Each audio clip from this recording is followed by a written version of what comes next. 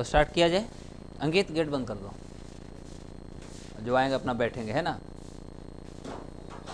शुरू कर। तो स्टार्ट। तो देखिए, जैसा कि हम लोग पंचवर्षीय योजना पढ़ रहे थे, है ना, और I think in the last classes मैंने डिस्कस किया था 12 5 ईयर प्लान तक हम लोगों ने कर लिया था, है ना। 12वीं पंचवर्षीय योजना हो गई थी। अब होता है कि हमारा पंचवर्षीय योजना देखा जाए तो भारत के इतिहास में हम बात करेंगे। ये जो 12वां 5 ईयर प्लान था, 12th जो 5 ईयर प्लान था, ये हमारा 2000 कब से कब रहा, 12 से 17, पता है ना। 2012 से 17 हमारा 5 ईयर प्लान रहा। कहीं कहीं आप देखिएगा कि 13वीं पंचवर्षीय योजना का भी चर्चा किया जा चुका है, 13th कहीं कहीं नाम दिया जाएगा 5 ईयर प्लान का, जिसका पीरियड रखा गया है कि 2017 से 22 होगा, ठीक है। और ठीक इसके बाद हम कह सकते हैं कि भारत सरकार जो है एक 15 वर्षीय विजन डॉक्यूमेंट रखी है। क्या रखी है? 15 साल का एक विजन डॉक्यूमेंट्स भारत सरकार ने लाई है। और इसका पीरियड जो भारत सरकार ने रखी है साहब, ये रखी है 2031-32 तक इसका पीरियड रखा है। ये आप याद रख लीजिएगा। गवर्नमेंट ऑफ इंडिया जो पीरियड को रखा है 2031-32 तक रखा है इसको पीरियड। यदि 15 वर्ष जोड़ते हैं, आई थिंक 17 में आप 15 जोड़िएगा तो यही हो जाएगा, है ना। तो हम कह सकते हैं कि इसकी पीरियड लगभग 2017-18 से लेकर के इसको रखा गया है 2031-32, और जो 15 वर्षीय हमारी परियोजना कह सकते हैं, या योजना भारत सरकार ने रखी है। ये चीज़ों में बाबू देखिएगा, जो यदि 13th 5 ईयर प्लान की ओर देखते हैं तो भारत सरकार ने इसमें जो आप कुछ किताबें में मिलेंगे या कुछ ऐसे फ्रेमवर्कर्स हैं जिसको आप नीति निर्देशक भी कह सकते हैं, तो उन्होंने इसके अंतर्गत में रखा कि इसके अंतर्गत हम सामाजिक न्याय की बात करेंगे। क्या रखेंगे? सामाजिक न्याय। सामाजिक न्याय का मतलब होता है कि जो हमारे सोसाइटी में जो अनेक प्रकार की बुराइयां हैं, कमियां हैं, जैसे अभी हमारे सोसाइटी में बहुत सारी रिफॉर्म चल रही है, गवर्नमेंट ऑफ इंडिया रिफॉर्म कर रही है, खास तौर पे DPSP की बात करते हैं, directly principle of state policy, पढ़ा होगा। तो भारत के संविधान में यदि आप DPSP पढ़ते हो तो DPSP जो है ये भारत के संविधान के पार्ट 4 में होता है, और आर्टिकल 36 से लेकर के 51 तक इसके बात करती है, राइट। इसमें बहुत सारी, जैसे equal work for equal wages का नाम सुना होगा, आर्टिकल 39 में आपने देखा होगा, देखा है ना। उसके बाद आपने देखा हो, जैसे मान लो कि हम बात करते हैं 44 का, आपने देखा यूनिफॉर्म सिविल कोड, समान नागरिक संहिता का नाम सुने हो, जिसमें आप देख सकते हो कि यूनिफॉर्म सिविल कोड में हम लोग पढ़ रहे हैं या देख रहे हैं, जैसे ट्रिपल तलाक जैसे जो बुराई थी, सामाजिक बुराई थी, इसको सरकार ने इरेडिकेट करने की कोशिश कर रहा है। अभी हमारे भारत में जो चल रही है CAA पर बात चल रही है ना। या और कह सकते हैं कि ट्रिपल तलाक को तो गैर कानूनी बना ही दी गई है, और इस पर बहुत सारे संशोधन भी चल रहे हैं, जैसे हलाल ऐसा जितने भी थे, तो सब क्या है, सामाजिक बुराइयाँ हैं।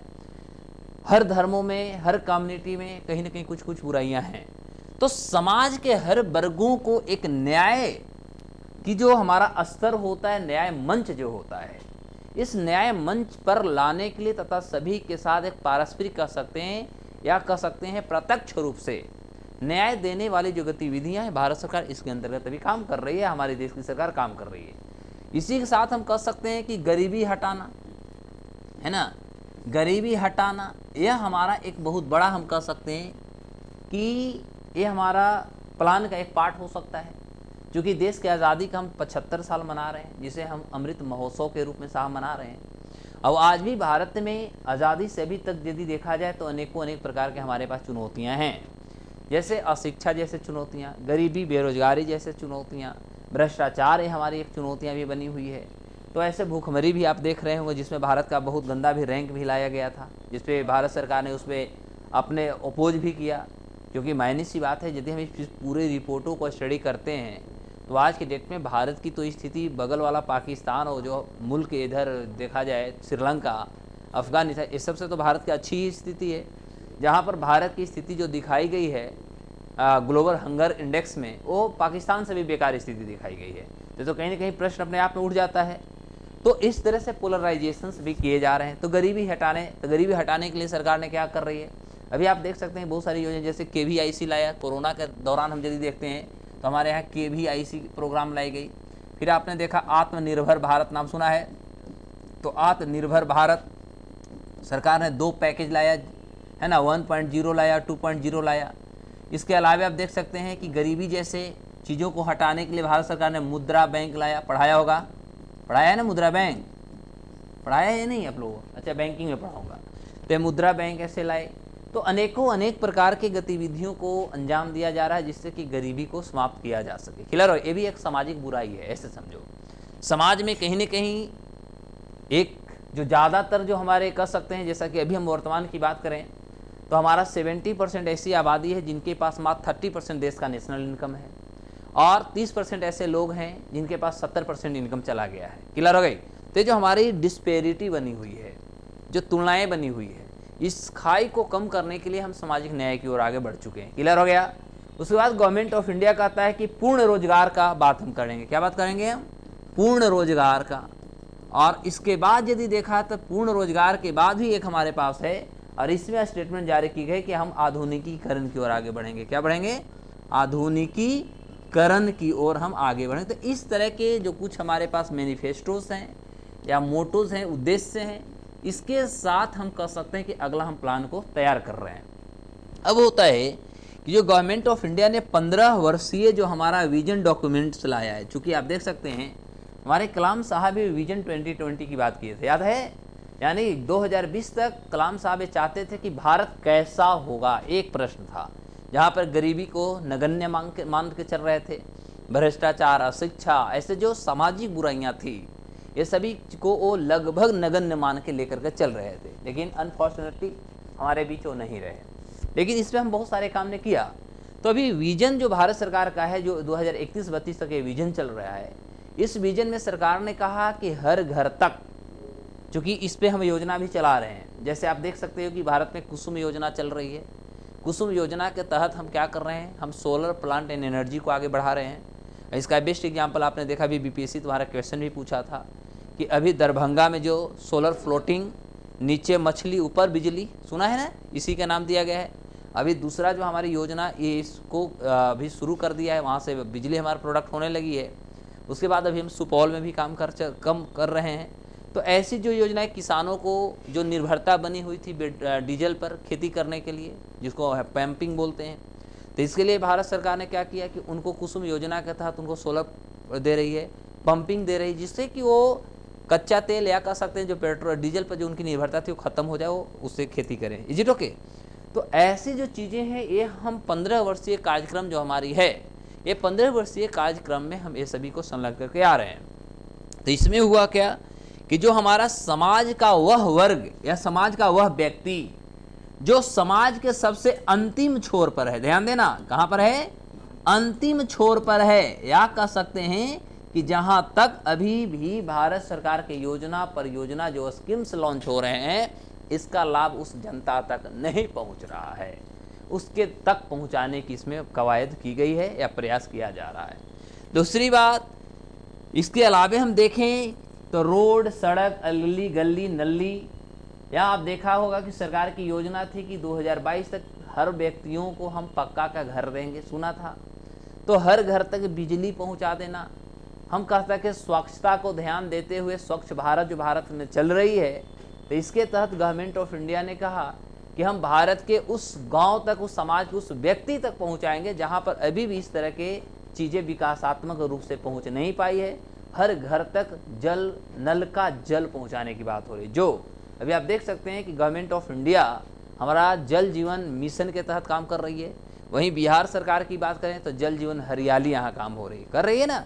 और इसके तहत आप देख रहे हैं कि हर घर नल का जल चल रहा है, जो हमारा जल मंत्रालय इसको नियंत्रण कर रही है गवर्नमेंट ऑफ इंडिया का। क्लियर हो गया? तो ये हो रही है। फिर भारत सरकार कहती है कि लोगों की आय का हम स्रोत देंगे। आय का स्रोत मतलब होता है कि हम रोजगार का अवसर क्रिएट करेंगे। मीनिंग क्लियर हो गया? तो इसके भी आप बेस्ट एग्जाम्पल देख सकते हो। हम बिहार की ही ज़्यादा बात करें क्योंकि हम BPSC पे ज़्यादा भी फोकस कर रहे हैं। तो बिहार में आप देख सकते हो कि रोजगार को अवसर देने के लिए माननीय मुख्यमंत्री जी, और अभी बिहार की बात करें तो आप यहाँ पर देखें कि टेक्सटाइल की बात चल रही है। हम टेक्सटाइल मिल्स लगाएंगे, खासतौर पे पश्चिम बंगाल से जितने भी बिहार के जिला बॉर्डरिंग जिला हैं, जैसे पूर्णिया हुआ, भागलपुर हुआ, किशनगंज हुआ, कटिहार हुआ, सुने हो ना। तो ये सभी जो हमारा जिला है सबका है, बंगाल से बिलोंग करता है बॉर्डर, और वहाँ पर जो क्लाइमेट है ये टेक्सटाइल के लिए है। क्लियर हो गई, यानी कॉटन का हम वहाँ पर लगा सकते हैं। मीनिंग क्लियर हो गई, कपड़ा उद्योग को हम आगे बढ़ा सकते हैं। Meaning clear. उसके बाद आपने देखा कि गवर्नमेंट ऑफ बिहार जो है एथेनॉल का बात कर रहा है। क्या कर रहा है? एथेनॉल। और इसी के साथ आपने देखा कि बिहार का पूर्णिया है, जो पूर्णिया में एथेनॉल प्लांट भी लगा दिया गया। अभी यदि देखा जाए तो अभी भारत में जितना भी हम पेट्रोल, कच्चा तेल यूज करते हैं पेट्रोल, उसमें लगभग 20% में एथेनॉल मिलाई जाती है। Is it okay? अब आगे बात हो रही है कि सरकार इस पे और आगे बात कर रही है, 30-40% करने की बात हो रही है। और 2050 तक, ऐसे तो 30 इसमें हम रखे हैं एक्चुअली संभावित, कि भारत में सबसे ज़्यादा एथेनॉल का जो प्रोडक्शन करने वाला कोई राज्य होगा तो उसका नाम बिहार आएगा। Is it okay? और इससे क्या फ़ायदा होगा कि जब हम एथेनॉल कर रहे हैं तो ये गन्ना के जो होता है, क्या उसका सकते हैं, उसका रीमेन जो पार्ट होते हैं, रीमेन तो समझ में आ रही होगी, तो डंठा जिसको आप कह रहे हैं, जिसको जलावन में हम लोग यूज कर लेते थे। अब क्या होगा कि गन्ना की खेती से सबसे पहले चीनी और गुड़, ये जो हमारा खाद्य पदार्थ है, जो हमारे निर्भरता बनी हुई है, अक्सर हम लोग पढ़ते हैं कि सबसे ज़्यादा भारत में चीनी मिल अभी कहाँ है, तो महाराष्ट्र में, और चीनी प्रोडक्शन सबसे ज़्यादा कहाँ होती है? यूपी में। पढ़ते हैं ना जी। तो ये जो हमारी अभी निर्भरता बनी हुई है, ये निर्भरता धीरे धीरे हमारी कम होगी, क्योंकि किसान इसका उत्पादन करेंगे, तो मायने सी बात है कि इसके लिए इंडस्ट्री हम आगे बढ़ाएंगे, तो चीनी मिल और गुड़ का जो होता है वो भी आगे बढ़ेंगे। उसके बाद क्या होगा कि किसान अभी तक जो केवल खाद्य फसल करते थे, खाद्य फसल का मतलब होता है धान, चावल, गेहूँ का जो ये खेती हम कर रहे थे, जौ, अनाज का, अब इसके अलावे हम क्या करेंगे बाबू? हम कॉमर्शियल खेती की ओर आगे बढ़ेंगे। क्लियर हो गया? और कॉमर्शियल खेती करने से क्या होगा कि किसानों का आय का स्रोत बढ़ेंगे। क्लियर हो गई? उसके बाद और सारे नीड को भी हम फुलफिल करेंगे और दूसरे पर निर्भरता खत्म होगी। चूंकि अब देखो तो भारत में मान लिया जाए कि पर डे, हम प्रतिदिन की बात करते हैं, यदि हमें प्रतिदिन मान लिया जाए तो 100 लीटर हमें यदि पेट्रोल की जरूरत होती है, कितना? 100 लीटर। तो ये 100 लीटर में हम इसको हम कह सकते हैं 90:10, मतलब 90 लीटर जो हमारा पेट्रोल होता है बाबू, ये 90 लीटर पेट्रोल को हम क्या करते हैं? इंपोर्ट करते हैं। इंपोर्ट समझ आती है ना, मतलब हम आयात करते हैं दूसरे देशों से, और मात्र 10% या 10 लीटर जो हमारे पास पेट्रोल बचा, इसे केवल हम अपने यहाँ आपूर्ति कर पाते हैं। और ये कहाँ से होते हैं? दो ही जगह हमारा है, एक नाहन सेवा का नाम सुना होगा और एक डिगबोई के नाम सुना होगा, सुना है ना, असम में। और नाहन सेवा कहाँ है? महाराष्ट्र, बॉम्बे में है। बस ये दो हमारे पास ऐसे कुआं हैं जहाँ से हम अपना केवल 10% चीज़ों को, आपूर्ति को फुलफिल करते हैं। तो 90% हमारी निर्भरता बनी हुई है। हम कहाँ पर बढ़ गए? एथेनॉल के पास। अब एथेनॉल बढ़ते हमारी निर्भरता घटाएगी या बढ़ाएगी? तो देश का जो हमारा ज़्यादा से ज़्यादा पैसा कच्चा तेल को प्रोडक्ट खरीदने में जो लग रहा है, क्या वह देश के पैसा देश में रहेंगे? क्या अब एथेनॉल की खेती हुआ, जैसे हम लोग के यहाँ धान की खेती होती है, तो धान का जो भूसिया होता है, जैसे चावल आप राइस मिल कुटवाते हो ना, तो भूसा क्या होता है? नॉर्मली लोग ठंडा के दिन में जला देते हैं या खेत में फेंक देते हैं, ये ना होता है। अब क्या होगा कि गवर्नमेंट क्या कर रही है? एथेनॉल में वो भूसा का इस्तेमाल होगा। पहले उसको पेराई करके डालडा बनाई जाती थी साहब, उसकी तेल निकाल करके, अब उसका इस्तेमाल एथेनॉल में होगा। मीनिंग क्लियर हो गई? तो अब क्या होगा कि जो रिमेन पार्ट जो हम कहीं ना कहीं इसको यूजलेस समझते थे, नोट उपयोगिता, अब इसको हम क्या करेंगे? रोकेंगे। अच्छा खासा किसान को इसको दाम मिलेंगे। दो चीज़ इससे फ़ायदा। अब इसके अलावे यदि आप देख सकते हो बाबू, तो बिहार सरकार जो है इस पे और अत्यधिक रूपों में काम कर रही है। अब इसके अलावे हम देख सकते हैं तो एथेनॉल हुआ, टेक्सटाइल हुआ, दो तो चीज़ें हुई। इसके अलावे अब हम कुछ कृषि जो हमारा कह सकते हैं कि आज वर्तमान में जो डिमांडेबल कृषि है, उस चीज़ों को हम बढ़ा रहे हैं। और इसका बेस्ट एग्जाम्पल आप देखो कि अभी भारत में बिहार पहला राज्य बना जो खास तौर पे मशरूम की खेती की हम बात करें, है ना, तो अभी भारत में सबसे ज़्यादा मशरूम उत्पादन करने वाला राज्यों का नाम था उड़ीसा। ध्यान देना, अभी बिहार जो है उड़ीसा को पछाड़ दिया, और पछाड़ के भारत में सबसे ज़्यादा मशरूम की खेती करने वाला राज्य कौन सा बन गया? बिहार बन गया। मीनिंग क्लियर हो गई? तो ये हमारा क्या है? ये हमारा ऐसा ट्रेडिंग, एक ऐसा हम एग्रीकल्चर को आगे बढ़ावा दे रहे हैं जिससे कि हमारा आय का स्रोत जेनरेट होंगे। मीनिंग क्लियर हो गया? तो ऐसी चीज़ों से तो सरकार का कहना है कि हम ज़्यादा से ज़्यादा आपको अवसर प्रदान करेंगे। क्लियर हो गई? केवल सरकारी जॉब से ही नौकरी नहीं हो सकती। अभी चूंकि देखा जाए तो अभी आपने 27 तारीख को आपने देखा बिहार का बजट भी आया, जिसमें बिहार सरकार ने स्पष्ट रूपों में कहा बजट में कि बिहार का जो कुल आबादी है यानी कुल जनसंख्या है ना, तो कुल जनसंख्या का 32% जो हमारी आबादी है ये युवाओं की आबादी है। सबसे पहले याद रखना, बिहार में कितनी परसेंट युवा है? 32% युवा है। तो जब माइनस से 32% का मतलब 1/3 तो हम लेके चल सकते हैं ना, लेके चल तो सकते हैं ना। तो 1/3 हमारे पास जनसंख्या जो है बाबू क्या है? युवाओं का है।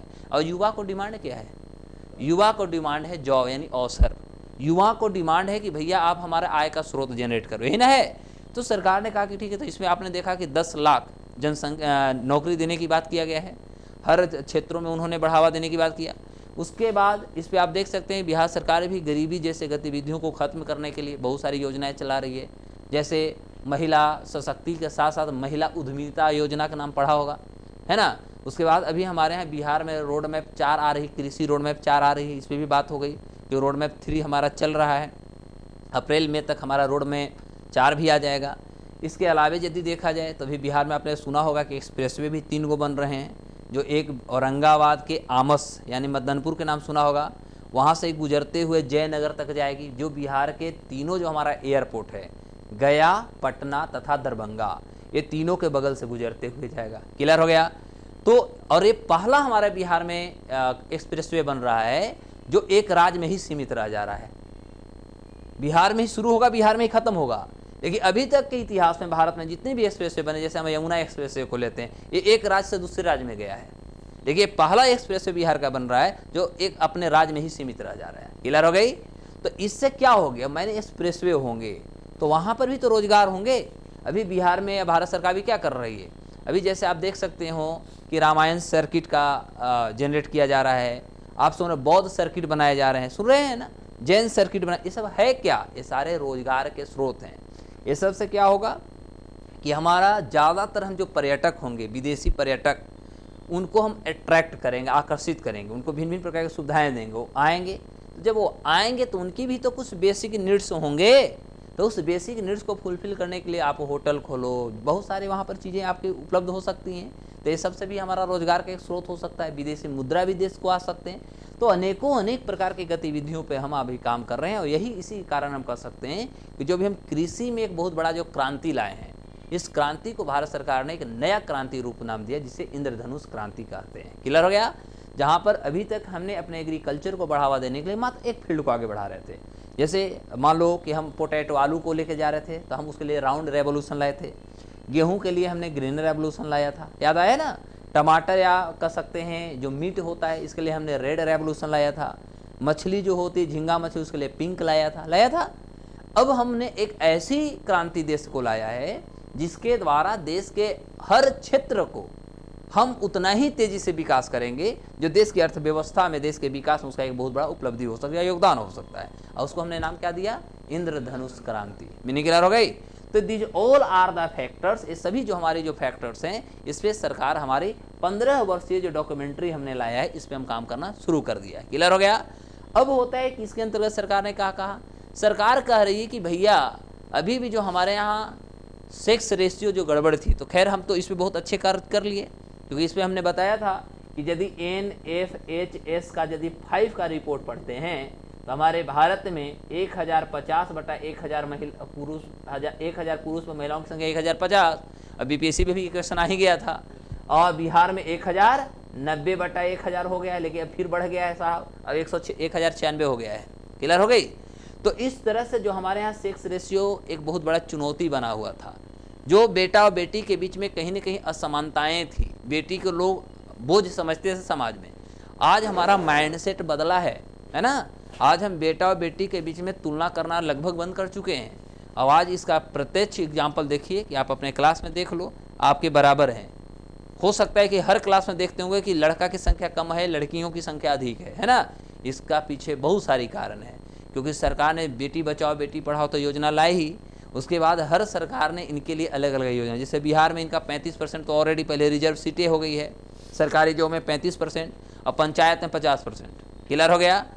तो इनके लिए एक अलग से मैट्रिक इंटर के लिए फिर अभी आप देखा कि मैट्रिक के बाद इनको 15,000 है, इंटर के बाद 25,000 है, और ग्रेजुएशन के बाद 50,000 है, और BPSC PT के बाद 50,000 है, और IAS UPSC PT के बाद 1 लाख रुपया है।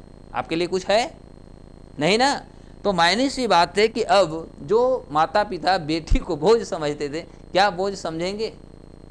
क्योंकि हाँ, बेटा को तो जरूर समझ रहे हैं आप, एकदम अभी सही बोले कि बेटा अब बोझ हो गया है, क्योंकि अक्सर आप ही को सुनने के लिए मिलेगा धरती के बोझ, वाई ऑन अर्थ, अंग्रेजी से मैंने बोला है, ठीक है, तो अक्सर सुनने के लिए। लेकिन इन लोग को कोई बोलने वाला है नहीं, क्योंकि इनके साथ न्यायपालिका, इनके साथ समाज, इनके साथ पुलिस प्रशासन, इनके साथ कोर्ट, इनके साथ गुरुजी भी, हर संस्था इनके साथ। अब समझ आ गई? आपके साथ साहब कोई नहीं है, इसे सुधारना तो आप ही को पड़ेगा। ओके, तो ये सभी जो हम योजना परियोजना भी देख रहे हैं, ये सभी क्या है? ये हमारा एक तरह से 15 वर्षीय हम कार्यक्रम कर रहे हैं, जिससे कि हम ये कार्यों को करें। और देखो इसमें हम अभी कर रहे हैं बाबू क्या, तो हम बेहतर स्वास्थ्य पे काम कर रहे हैं। बेहतर स्वास्थ्य का मतलब क्या हुआ? अभी आप देख रहे होंगे बिहार के, जैसे आप दरभंगा के नाम सुना है ना, दरभंगा में भी एम्स लगाने की बात हो रही है, जमीन उमीन अधिग्रहण चल रहा है, सुना होगा, है ना? बंद हो गई? अच्छा, उसके बाद आप देखो कि एम्स जैसे हॉस्पिटल, अभी आप देखो पीएमसीएच के बारे में देखा, पीएमसीएच के लिए अलग से फंडिंग आया है बजट में भी, एशिया का सबसे बड़ा ये हॉस्पिटल बनाई जा रही है, मे भी आप लोगों को पता होनी चाहिए, है ना? तो हम स्वास्थ्य को ज़्यादा से ज़्यादा बेहतर बनाने की कोशिश कर रहे हैं।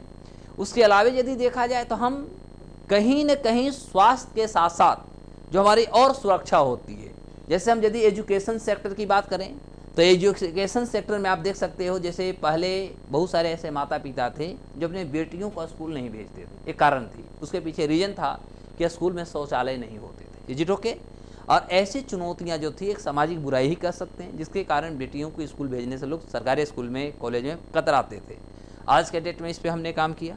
नॉर्मली आज के डेट में गवर्नमेंट ऑफ इंडिया और बिहार सरकार दोनों के सहयोग से आपने देखा कि शौचालय अभियान भी चलाई गई, हर घर में शौचालय बनवाया गया, है ना? तो ये भी कि अभी वर्तमान की हम बात कर सकते हैं कि अभी भी आज़ादी के 75 साल तो हमारी हो गई, देखिए 75 साल में अभी भी हम कौन कौन से चीज़ों में पिछड़े हुए हैं, या कह सकते हैं कि जो हमारा आधारभूत जो ज़रूरत होती है, तो ये कह सकते हैं ना, तो जो आधारभूत हमारी ज़रूरत होती है, ये आधारभूत ज़रूरत क्या क्या है, अभी तक हम इसको फुलफिल नहीं कर पाए, इस पर भी हम काम करने की कोशिश करें। तो सरकार की योजना है कि 2031-32 तक जो हमारी इंफ्रास्ट्रक्चर डेवलपमेंट या बेसिक नीड्स जो होती है, उसे हम कोशिश करेंगे फुलफिल कर लेने का, और उसके बाद आगे की हम योजनाओं पर काम करेंगे। Is it okay? तो दिस ऑल आर कंसिडर्ड अंदर क्या 15 ईयर्स विजन डॉक्यूमेंट्स। क्लियर हो गया? तो हमें याद रखना होगा कि हमारा 12वीं पंचवर्षीय योजना जो थी, दिस वाज, यह जो था ये हमारा अंतिम योजना था। ये हमारा क्या था? ये अंतिम 5 वर्षीय योजना था या 5 ईयर प्लान था। क्लियर हो गई? और इसके बाद जो हमारा 15 साल का हमें विजन डॉक्यूमेंट्स में काम करें, या विजन डॉक्यूमेंट या विजन एजेंडा भी कहीं कहीं नाम आ सकता है, ठीक है? तो इस विजन एजेंडा पे हम काम कर रहे हैं। और 31-32 के बाद तो ऑलरेडी इस यही कारण हो सकता है कि गवर्नमेंट ऑफ इंडिया जो 5 ईयर प्लान चल रही थी, लेकिन कहीं ना कहीं इसका जो रिजल्ट था, यह रिजल्ट हमें बहुत अच्छा नहीं आ रहे थे।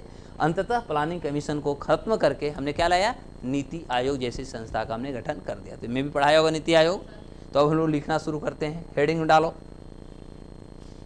सभी लोग हेडिंग शुरू करते हैं भैया। हाँ भैया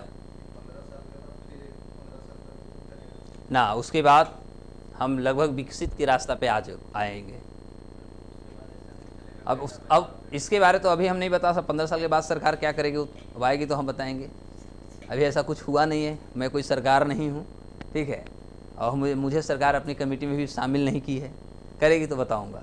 लिखेंगे 15 वर्षीय विजन डॉक्यूमेंट, हेडिंग में डालेंगे 15 वर्षीय विजन डॉक्यूमेंट। पहले माइंड में पूरा मैटर को डालना है। अभी हम इतने सारे बताए योजना परियोजना, कितने याद हो गए? अच्छा देख, तो हम तुरंत पूछ लेता हूँ, सुजाता, अभी किसानों को कृषि को बढ़ावा देने के लिए डीजल पर निर्भरता खत्म करने हेतु कौन सी योजना चलाई गई है? किसानों को जो डीजल पर निर्भरता बनी हुई थी खेती करने के लिए, जहाँ पर नहर नहीं है, वो निर्भरता को खत्म करने के लिए सरकार, भारत सरकार ने कौन सी योजना लाई है? इंद्रधनुष। देखिए, हम समझ रहे थे कि आप लोग इतना लंबा लेक्चर सुने, लेकिन कोई फर्क नहीं पड़ा। अंकित, एक छड़ी तुम लोग को जरूरत है। सब तुम सब बुजुर्ग हो गए हो, लेकिन दिमाग भी लगता है कि बुजुर्ग से भी आगे बुजुर्ग हो गया है। कुसुम योजना, तो वही ना हुआ। हम डीजल बोल रहे हैं और तुम पेट्रोल पे आ गए। किसान को क्या मतलब है एथेनॉल से, निर्भरता से? ये तो हम पूछ तो रहे हैं, तूने बोला एथेनॉल, हमने बोला कि किसान की निर्भरता को खत्म करने के लिए सरकार ने कौन सी योजना लाई है? सोचो थोड़ा। तो ये क्वेश्चंस को आपको खुद ही बात ये समझना चाहिए। क्वेश्चंस जब आपको लेक्चर दिया जा रहा है तो लेक्चर को आप समझिएगा ना कि लेक्चर क्या है। मतलब हम फालतू आपको पागल दिख रहे हैं क्या? क्लास कर रहे हो तो थोड़ा आप लोग अच्छे से करो, ठीक है? कहोगे कि मास्टर साहब भड़क जाते हैं, भड़कते नहीं हैं। पढ़ोगे अपनी नौकरी लोगे या मेरे को लोगे? अभी हम सोचो आधा घंटा हमने इस पे लेक्चर दिया, पता नहीं कितनी योजना इतना देर में डिस्कस कर दिया, और जब पूछे तो जवाब आ गए वहीं पर। चलिए मैम आप बताइए, आपको बताना है एथेनॉल प्लांट कहाँ लगा है? पूर्णिया। पूर्णिया कहाँ है जी? बिहार में है पक्का? चलिए, पूर्णिया कौन सी भारत के राज्य से मिलता है? बिहार तो पढ़े होंगे। बॉर्डरिंग राज्य बताइए। नेपाल से। अच्छा, पूर्णिया नेपाल से मिलती है। और उत्तर प्रदेश। उत्तर प्रदेश से भी मिलती है। आइए थोड़ा कैमरा पे आइए, लोग आपको देखें। आइए आइए इधर आइए, कैमरा पे आइए। नेपाल किधर है? ये देखिए बिहार है, कम से कम यहाँ तो देखिए।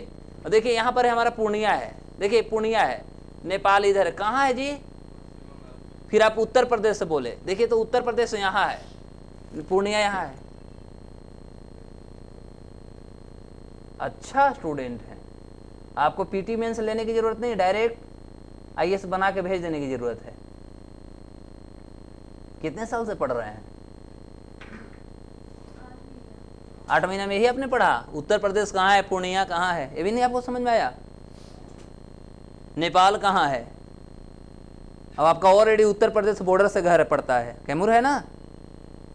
तो जब आपका उत्तर प्रदेश से बिलोंग करता है जिला, तो आप घर के आपके आसपास वाला जिला में है क्या पूर्णिया? आप देखिए तो आप कहाँ से आते हैं? आप आते हैं कैमूर, यहाँ आते हैं, और यहाँ से चलिए, यहाँ से आपको पटना आने में कितना देर लग जाता है? 5 घंटा। और यहाँ से लगता है लगभग 9 घंटा पूर्णिया। तो आदमी सगरो जाता है, पढ़ने वाले सभी जगह जाते हैं कि किताब से सब चीज़ जानते हैं? थोड़ा सा दिमाग को कॉन्स्टेंट, में रोक लीजिएगा कैमरा, थोड़ा सा दिमाग को कांस्टेंट करके पढ़। गजब की बात है, थोड़ा पढ़िए बाबू लोग, पढ़िए। चलो लिखो, डॉक्यूमेंट कर रहे हैं ना, लिखेंगे। इसकी काल 2017-18 से 2031-32 है। 2017-18 से 2031-32 है।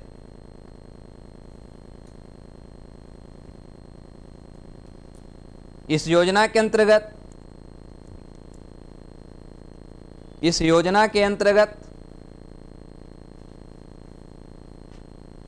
देश के नागरिकों के घर में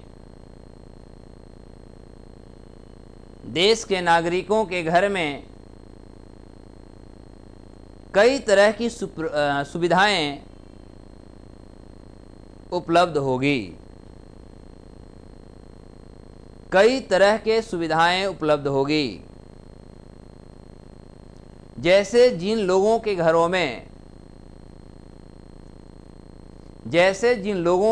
में शौचालय नहीं है, वहाँ शौचालय का निर्माण।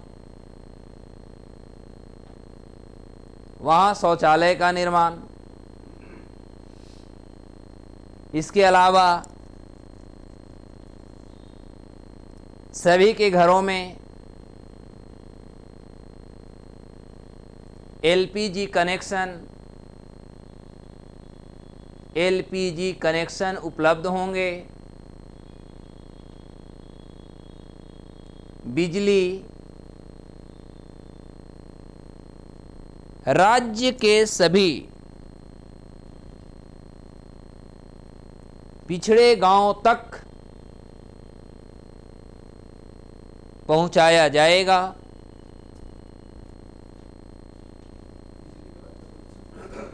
बिजली सभी राज्य के, अच्छा वही हुआ, गांव तक पहुंचाया जाएगा।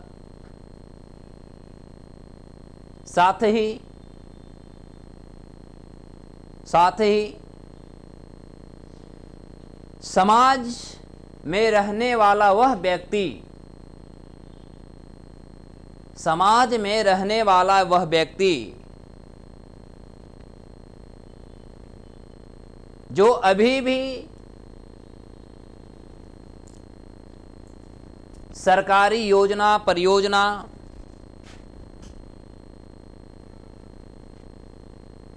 से वंचित है,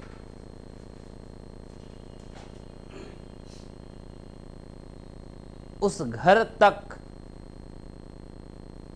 पहुंचाने की कवायद है। कवायद मतलब प्रयास है, कवायद है। कौमा, बेहतर स्वास्थ्य सुविधाएं,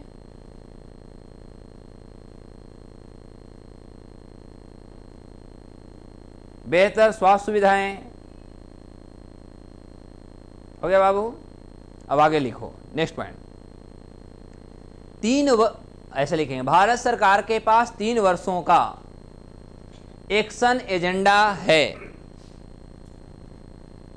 भारत सरकार के पास 3 वर्षों का एक्शन एजेंडा है। एक्शन एजेंडा है। इसके तहत कृषि क्षेत्रों का विकास किया जाएगा। इसके तहत कृषि क्षेत्रों का विकास किया जाएगा।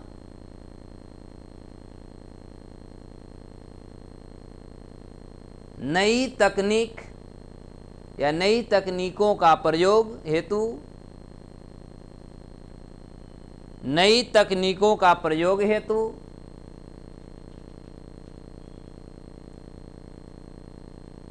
प्रेरित करना, सहायता मुहैया कराना,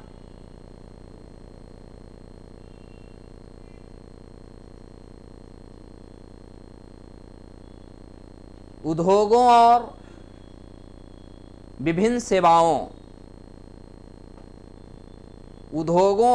सेवाओं के सफलता के लिए भी रणनीति बनाई जाएगी। रणनीति बनाई जाएगी।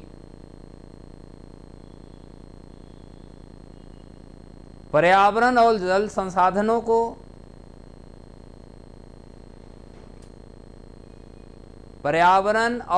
संसाधनों को स्वच्छ रखना और पहले से बेहतर करने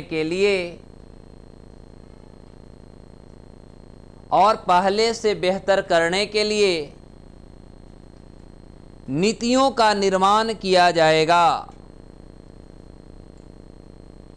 नीतियों का निर्माण किया जाएगा। नीतियों का निर्माण किया जाएगा। हो गया बाबू? पैराग्राफ छोड़ के लिखेंगे। भारत की आर्थिक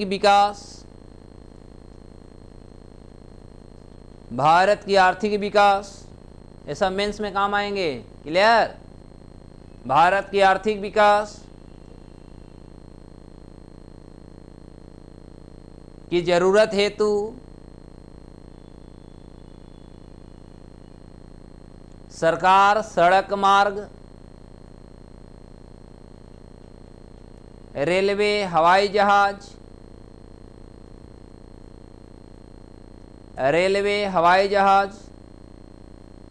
तथा समुद्री मार्ग को बेहतर बना रही है, बेहतर बना रही है तथा सामाजिक क्षेत्रों को बेहतर विकास के लिए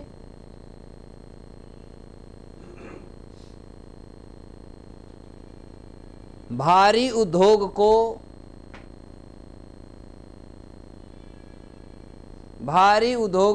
या भारी उद्योग का निर्माण किया जा रहा है।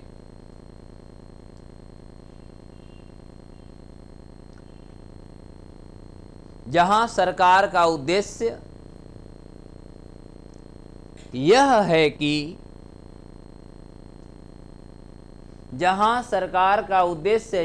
कि देश के सभी नागरिक बुनियादी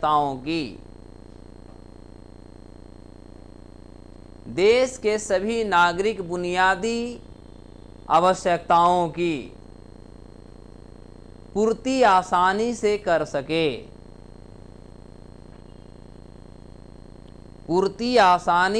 सके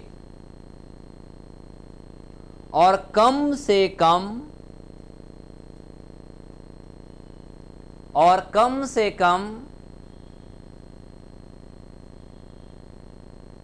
50% से अधिक लोग अपनी 50% से अधिक लोग अपनी वित्तीय क्षमता के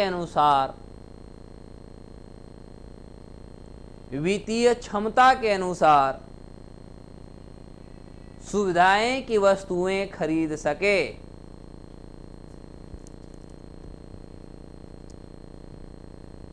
जरूरत की वस्तुएं खरीद सके, जैसे दोपहिया वाहन। अभी भी लोग को निर्भरता बनी है कि तिलक में तो मिल ही जाएगा। क्या अंकित बड़ा जोर से मुस्कुरा रहा है? अंकित तो दोपहिया में क्या है, बुलेट लोगे जी ना? अच्छा, वो 4 चक्का लेगा। एसी, आइए सर। अरे बेटा लेट क्यों हो गई? कहाँ से? अच्छा ठीक है, बैठ जाओ, आगे आ जाओ, इधर आ जाओ। ये कॉर्नर में बैठने की आदत है? अच्छा ठीक है, ओके। एसी तथा अन्य सुविधाएं हो गया। अब इसमें और सोचो। हाँ बाबू, बुनियादी मतलब होता है इंफ्रास्ट्रक्चर डेवलपमेंट। देखो समझो बढ़िया से, बुनियादी से ही बात कर रहा हूँ। अब एक प्रश्न होता है, जैसा कि हमारे माननीय मुख्यमंत्री जी पिछले साल एक बड़ा स्टेटमेंट अच्छे तो नहीं दिए होंगे, जहाँ तक मुझे समझ में आती है, क्योंकि जब उनसे एक प्रश्न पूछा गया था कि आखिर बिहार में इंडस्ट्री क्यों नहीं लगे, तो हमारे माननीय मुख्यमंत्री जी ने इसका जवाब दिए कि बिहार में इंडस्ट्री, बड़े बड़े उद्योग न लगने के पीछे कारण है कि यह समुद्र से ये जुड़ा हुआ राज्य नहीं, ये लैंड लॉक्ड राज्य है। सोचो, अब प्रश्न होता है कि क्या नोएडा के बगल में कोई समुद्र है? क्या दिल्ली के बगल में कोई समुद्र है? मैं पूछ रहा हूँ। तो ये तो आप कहीं ना कहीं गैर जिम्मेदाराना आपने स्टेटमेंट दिया। हाँ, ये मानता हूँ कि जहाँ पर ये समुद्र हैं वहाँ थोड़ा इंपोर्ट एक्सपोर्ट का सुविधा और जगहों से थोड़ा सा आसान हो जाती है, ये मानता हूँ। अब प्रश्न होता है कि झारखंड और बंगाल, अब बंगाल में भी देखिएगा तो रानीगंज वाला जो इलाका है, सुना है, जो कोल इंडस्ट्री है आपका, या फिर झारखंड में, तो झारखंड में होने के पीछे रीजन है कि थोड़ा बगल में बंगाल पड़ जाता है, रॉ मटेरियल भी दोनों को उपलब्ध जल्दी हो जाए, क्योंकि वहाँ पर सबसे ज़्यादा प्राकृतिक संसाधन भी है साहब, ठीक है। लेकिन ये स्टेटमेंट जारी कर देना कि बिहार जो है यहाँ पर कोई समुद्र नहीं है जिसके कारण यहाँ पर इंडस्ट्री नहीं लगाए जा सकते, ये तो खैर गलत हो गई। क्यों, भारत के बहुत सारे ऐसे राज्य हैं साहब जहाँ पर एक से एक इंडस्ट्री लग रहे हैं, लोग वहाँ पर जॉब कर रहे हैं और वो इंटरनेशनल मार्केट वो बना हुआ है। वहाँ पर तो कोई नहीं है। क्या हरियाणा में है? क्या पंजाब में है? लुधियाना में है? तो प्रश्न तो बनेंगे ना, प्रश्न बड़ा बनेंगे। तो इस तरह से स्टेटमेंट कभी कभी जारी कर जो गलत है। ऐसे पे आपने देखा होगा कि अभी सुराज एक आंदोलन बिहार में चल रही है पीके जी के द्वारा, प्रशांत किशोर नाम सुना है ना। 3 दिन पहले उन्होंने इसी स्टेटमेंट को आम लोगों के सामने उन्होंने समझाया कि क्या यह उचित है। तो कभी कभी हमें इस चीज़ों को समझना होगा साहब। अब सरकार कह रही है, जैसे कि आपने देखा कि अभी हमारे यहाँ शिक्षा नीति बहुत पुरानी चल रही थी। अभी आपने 2019-20 में आसपास में देखा कि भारत में एक नया शिक्षा नीति आई, न्यू एजुकेशन पॉलिसी आया ना। किनकी अध्यक्षता में बनी है? इसरो प्रमुख रह चुके हैं।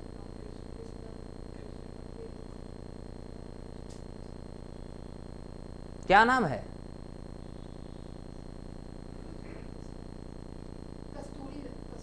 कस्तूरी रंजन। कुछ भी बोलते हैं आप लोग, माइंड को कंसंट्रेट नहीं करते हैं। नाम किसी और का, काम किसी और का बता रहे हैं। मतलब इससे प्रूफ हुआ कि न्यू एजुकेशन पॉलिसी भी पुराना हो गई 2-3 साल। अभी आप लोगों ने नहीं पढ़ा। गलती से यदि क्वेश्चन ये दाग दे कि भारत का सबसे पहला कौन सा राज्य है जो न्यू एजुकेशन पॉलिसी को अडॉप्ट किया, लगता है कि नहीं आप जवाब दे पाइएगा। ये कन्फर्म अब हो गए। इसमें क्या फॉर्मूला है भी आपने नहीं पढ़ा होगा। 5334 का फॉर्मूला है। ये 5 क्या है, ये 3 क्या है, फिर 3 क्या है, फिर 4 क्या है। इसमें किसको जोड़ा गया, किसको हटाया गया, आपको ये पढ़ना चाहिए था। 1986 का जो हमारा एजुकेशन पॉलिसी थी, अभी का एजुकेशन पॉलिसी में क्या फेरबदल किए गए हैं। आपको पता है कि भारत के 4 ऐसे राज्य हैं जहाँ पर इंजीनियरिंग और मेडिकल की पढ़ाई वहाँ की लोकल भाषा में होना शुरू हो गया है। कौन कौन राज्य हैं साहब? और एमपी में तो ऐसा हमने नहीं देखा। तो ये रीजनल भाषा नहीं हुआ ना। रीजनल मतलब हमारा भोजपुरिया होता है, मगहिया होता है। हिंदी तो हमारा स्टेट लैंग्वेज है अकॉर्डिंग टू आर्टिकल 343 के तहत, 343 के तहत। ये हमारा राष्ट्रभाषा नहीं है, स्टेट भाषा है, याद रखिएगा, राज्य भाषा है। Is it okay? आप लोगों को एक चीज़ पढ़ने की ज़रूरत है, ओके? क्योंकि आप लोग को यदि ये माइंड में सेट है कि हर चीज़ टीचर ही बताए, तब तो कहीं ना कहीं आप भटके हुए आत्मा हैं। सिंपल सी बात है। इसलिए आप लोग को घर पे स्टडी करना चाहिए, न्यूज़पेपर पढ़ना चाहिए कि देश दुनिया में क्या हो रहे हैं। हर चीज़ कॉपी में लिखवाना पॉसिबल है नहीं, जहाँ तक मैं समझता हूँ। ठीक है, इसलिए थोड़ा घर पे भी पढ़िए, टाइम को आप यूटिलाइज अच्छे से कीजिए। तो अभी हमारा नीति आयोग जो है एक न्यू एजुकेशन पॉलिसी के लिए बताया, कस्तूरी रंजन जी की अध्यक्षता में, जो इसरो का पूर्व प्रमुख रह चुके हैं, अध्यक्षता में हमारे यहाँ न्यू शिक्षा नीति आया भी है। अब न्यू शिक्षा नीति में हमने बहुत सारी चीज़ को रिफॉर्म किया। जैसे हमारे यहाँ थ्योरी पढ़ाई ज़्यादातर होती थी, हम थ्योरी पढ़ाई को ख़त्म करके प्रैक्टिकल की ओर आ गए। क्लास 6 क्लास के बच्चों को अब हम वोकेशनल कोर्स करवाएंगे। एमफिल की डिग्रियाँ सरकार ने इसमें से हटा दिया है। इंटीग्रेटेड कोर्स चालू हो गई है, जो 4 साल का ग्रेजुएशन होगा, उसमें 3 साल ग्रेजुएशन और चौथा साल आपका मास्टर का डिग्री हो जाएगा। ऐसे 6-5 साल लगता था, पहली बात। दूसरी बात, पहले कोई मान लिया जाए कि BA MA कर रहा है, नॉर्मल पढ़ाई कर रहा है, उसको कोई खर्च नहीं लगती है, नहीं टेंशन होता है। लेकिन जो बच्चा बीटेक कर रहा है, बैचलर डिग्री, और 1 साल की पढ़ाई 1 सेमेस्टर की किया, कोई कुछ ऐसी घटना उसके साथ घटती है, आगे की पढ़ाई रुक जाता है, फिर 4 साल के बाद वो पढ़ाई कंटिन्यू कर, तो फिर वो जीरो से शुरू करता है। वो 2 साल 1.5 साल जो पैसा उसका इन्वेस्टमेंट हुआ, उसका कोई रिजल्ट नहीं। सरकार ने कहा कि फर्स्ट ईयर में अब आपको यदि परीक्षा देते हो डिप्लोमा, दूसरे साल में यदि पास करते हो तो सर्टिफिकेट, तीसरा करते हो तो डिग्री, चौथा करते हो मास्टर डिग्री। तो इस तरह के प्रोविजंस लाए गए हैं। 5 ईयर्स जो हमारा हुआ, ये कह सकते हैं कि खेल कूद वाली शिक्षा दी जाएगी, जहाँ पर स्वास्थ्य से रिलेटेड बच्चों को हेल्थ कह सकते हैं मेंटली और फिजिकली स्ट्रॉन्ग किया जाएगा। आंगनबाड़ी को आगे बढ़ाने की बात हो गई है। आंगनबाड़ी से रिलेटेड बिहार में बिहार सरकार ने एक योजना चलाया, क्या नाम है जी? आंगनबाड़ी के बच्चों को पौष्टिक आहार दिया जाएगा। तो उस योजना को क्या नाम दिया गया है? जो आंगनबाड़ी ऑफिस रहेगा, उसके बाहर में जो जमीन पड़ती रहेंगी, उसमें जैविक खेती किए जाएंगे, और उसमें जो भी पालक सब्जियां उगेंगे, उसी से बच्चों को सब्जी खिलाया जाएगा। ये पौष्टिक आहार के लिए कौन सी योजना बिहार सरकार ने लॉन्च किया है, ये भी नहीं पता। अपनी थाली अपनी क्यारी। न्यूज़पेपर पढ़िएगा तभी समझ में आएगा, नहीं पढ़िएगा आप लोग को माइंड में सेट है कि हाँ कोचिंग करने से हमारी खाली नौकरी हो जाएगी, ये माइंड में सेट है। घर पे हम नहीं पढ़ेंगे, कुछ होने वाला नहीं है। 32 साल कैसे बीतेंगे देखते रहिएगा। तो इस तरह की योजनाएं हैं, आगे बढ़िए। ज़्यादा नहीं सुनाएंगे क्योंकि आपको अभी सुनाएंगे भी, अब घर जाने के बाद फिर वही करेंगे। आज होली का लास्ट है इसलिए ज़्यादा नहीं सुनाने का, लिखेंगे आगे। नीति आयोग की योजनाओं के अनुसार, नीति आयोग की योजनाओं के अनुसार शिक्षा क्षेत्र को प्राथमिकता दी गई है। शिक्षा क्षेत्र को प्राथमिकता दी गई है। इसके तहत रेमेडियल क्लासेस, आप लोगों को होली के बाद एक कॉन्सेप्ट याद करके आना है कि हर शनिवार को बिहार सरकार जो है बच्चों को अब इस बैग और कॉपी किताब कर लेकर नहीं आना है। स्कूल जाएगा, उसको एक पेंसिल या कलम मिलेंगे, पेज मिलेंगे।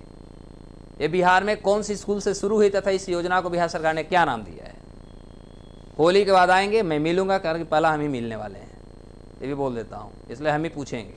ये जितने आज हम बात कर रहे हैं सभी आप लोगों को पूरे होली में पढ़ के आना है। होली का मतलब एंजॉय नहीं करना है, सबके पढ़ करके आना है जितना आज हमने बोला है। चाहे न्यू एजुकेशन पॉलिसी हो, जितने भी हमने योजना परियोजना की बताया, ये सब आप लोग को स्टडी करके आना है। This is your homework. इससे कैसे आप होली मनाएंगे आप पे डिपेंड करता है ना। मेरे ऊपर ख़त्म, मैंने वर्क दे दिया है।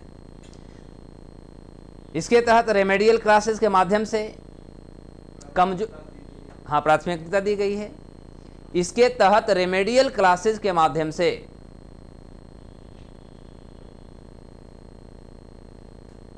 कमजोर बच्चों को और साथ ही वे बच्चे जो पिछड़े नहीं होगा, पिछड़े होगा, जो पिछड़े वर्ग से आते हैं, उन्हें अलग से शिक्षित किया जाएगा। उन्हें अलग से शिक्षित किया जाएगा। इसके अनुसार शिक्षा के तरीका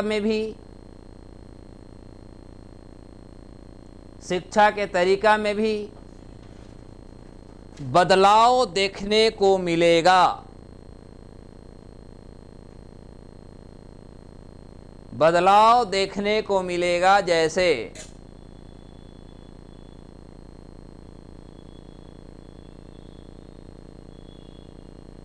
बच्चे किताब और क्लासरूम के साथ साथ डिजिटल माध्यम से भी पढ़ेंगे। इसको लेकर के कोरोना में एक भारत सरकार ने एक लाया था ई डिजिटल प्लेटफॉर्म बच्चों को पढ़ने, क्या नाम था? ई पाठशाला। किताब और क्लासरूम के साथ साथ डिजिटल माध्यम से पढ़ेंगे। दूसरा, ऑनलाइन क्लासेस और डिजिटल किताब जल्द ही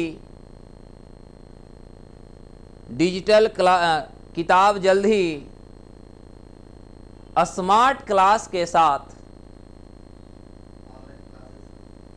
ऑनलाइन क्लास और डिजिटल किताब को जल्द ही स्मार्ट क्लास के साथ बच्चों की पढ़ाई के लिए इस्तेमाल किए जाएंगे।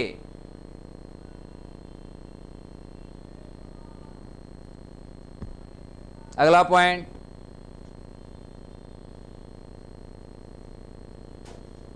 बच्चे या बच्चों, क्या होगा? बच्चे जरूरत पड़ने पर कहीं से भी ऑनलाइन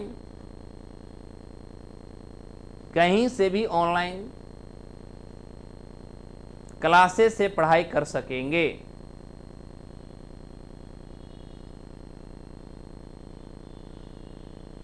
अगला पॉइंट,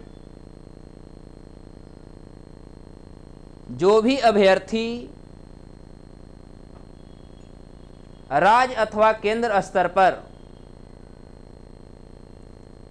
जो भी अभ्यर्थी राज्य तथा केंद्र स्तर पर होने वाली प्रायोगिक परीक्षा जैसे सिविल सर्विसेज आदि की तैयारी करेंगे, उनके लिए अनेक प्रकार की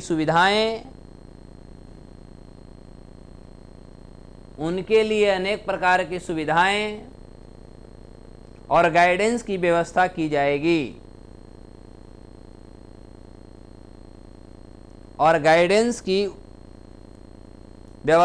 जाएगी।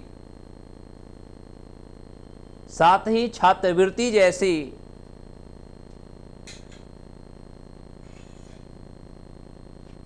महत्वाकांक्षी योजना को और मजबूत किया जाएगा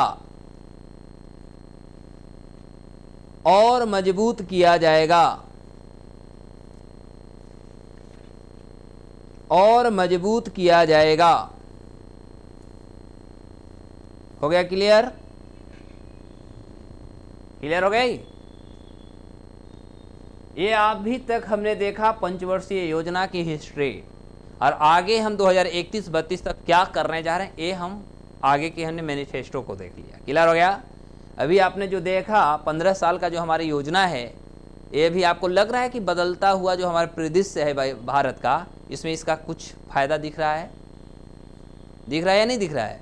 अभी आप देख रहे हैं सारे कॉलेजेज यूनिवर्सिटी में भी बदलाव हुए, सभी जगह डिजिटल प्लेटफॉर्म शुरू हो रहे हैं, है ना।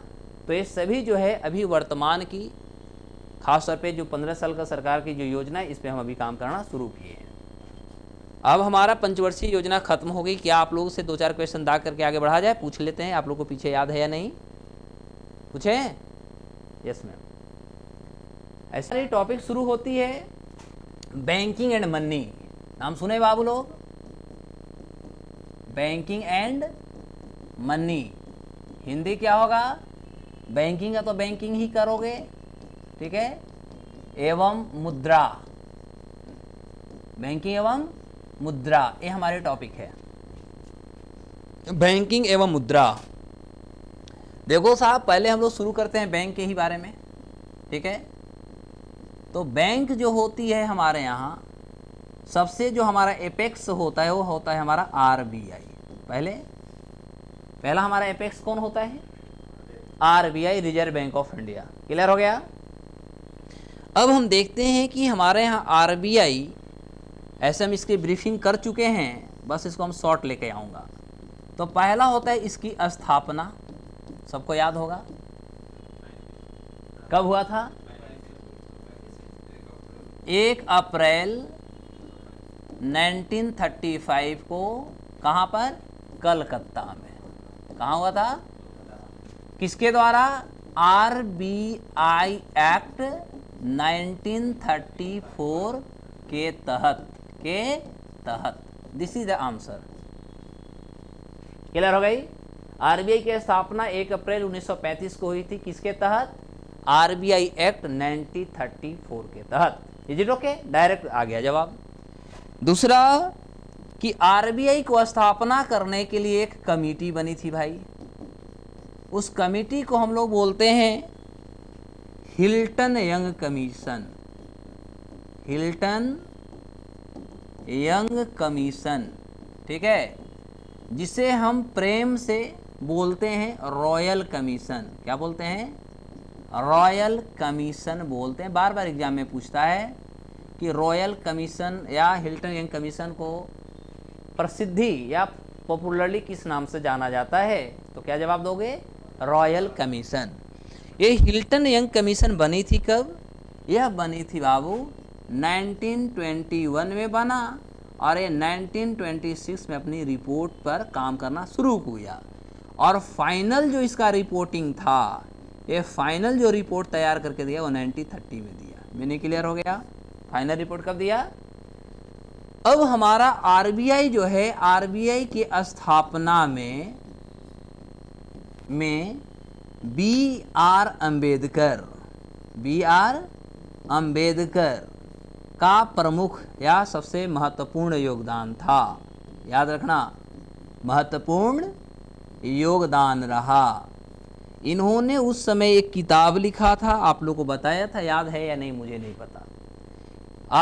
B.R. अम्बेडकर साहब का एक किताब था बाबू, और उस किताब का नाम था the problem of money, the problem of money. ठीक है, it's the problem of money, its origin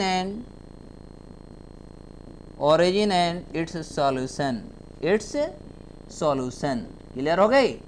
यह B.R. अम्बेडकर साहब की किताब थी। आपको बता दूं कि आरबीआई की स्थापना 1 अप्रैल 1935 को कलकत्ता में तो हुआ, लेकिन 1937 में इसे कलकत्ता से ट्रांसफ़र करके बॉम्बे में शिफ्ट कर दिया गया, बॉम्बे में शिफ्ट कर दिया गया। क्लियर हो गई? तो ये भी आपसे एग्जाम में क्वेश्चन पूछे जा सकते हैं कि कब शिफ्ट किया गया था। Is it okay?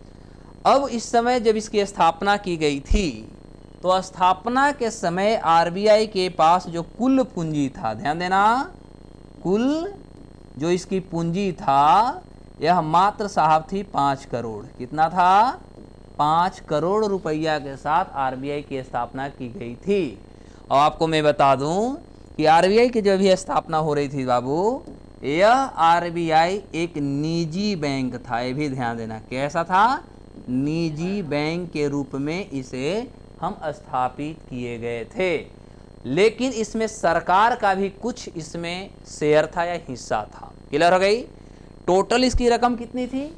5 करोड़ के साथ आरबीआई की स्थापना 1 अप्रैल 1935 को कलकत्ता में हुआ, और ये 5 करोड़ में लगभग 20 से 22 लाख, ध्यान देना, 20 से 22 लाख जो थी ये गवर्नमेंट का शेयर था या गवर्नमेंट का हिस्सा था। मीनिंग क्लियर हो गई?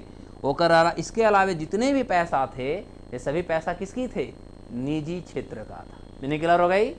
यानी आरबीआई की जब स्थापना हुई थी तो यह भी एक निजी बैंक के रूप में ही आया, और इसका उस समय कुल पूंजी 5 करोड़ से शुरू हुई, जिसमें लगभग 20 से 22 करोड़ जो पैसा थी वह किसका था? केवल 20 से 22 लाख जो पैसा थी यह मात्र भारत सरकार की थी उस समय। अदरवाइज जितने भी पैसा थे वो सब किसके थे? निजी क्षेत्रों के थे। क्लियर हो गया? जैसे आज के डेट में भी निजी बैंक है ना, बस उसी तरह ब्रिटिश भारत रहेगा, और कौन रहेगा? अरे प्राइवेट भाई, और कौन? निजी का मतलब तुमको अभी हिंदी भी नहीं समझ में आती है? हाँ, क्या समझना है इसमें? निजी क्षेत्र मतलब निजी लोग की हम बात कर रहे हैं। रेलवे आपको निजी क्षेत्र दिखता है? क्या बोलो, स्पष्ट बोलो। तो बोलना भी है तो स्पष्ट बोलो, व्यक्ति रहेगा। अब होता है आरबीआई की स्थापना हो गई।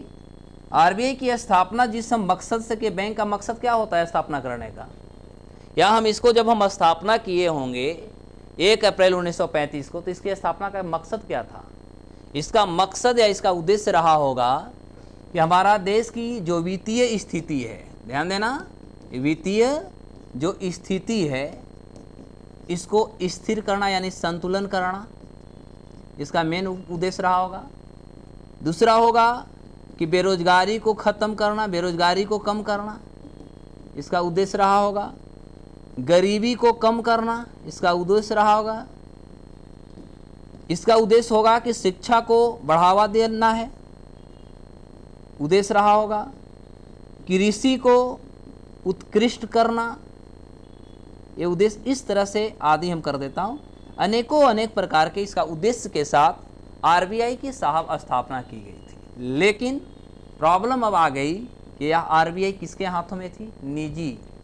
अब निजी के हाथ में आने का मतलब निजी इस तरह के जो कार्य है एक हमारा कहलाता है कल्याणकारी। क्या कहलाता है? कल्याणकारी कार्य। तो क्या निजी क्षेत्र कल्याणकारी कार्य सब करते हैं? ज़्यादा से ज़्यादा प्रॉफिट ढूंढते होंगे।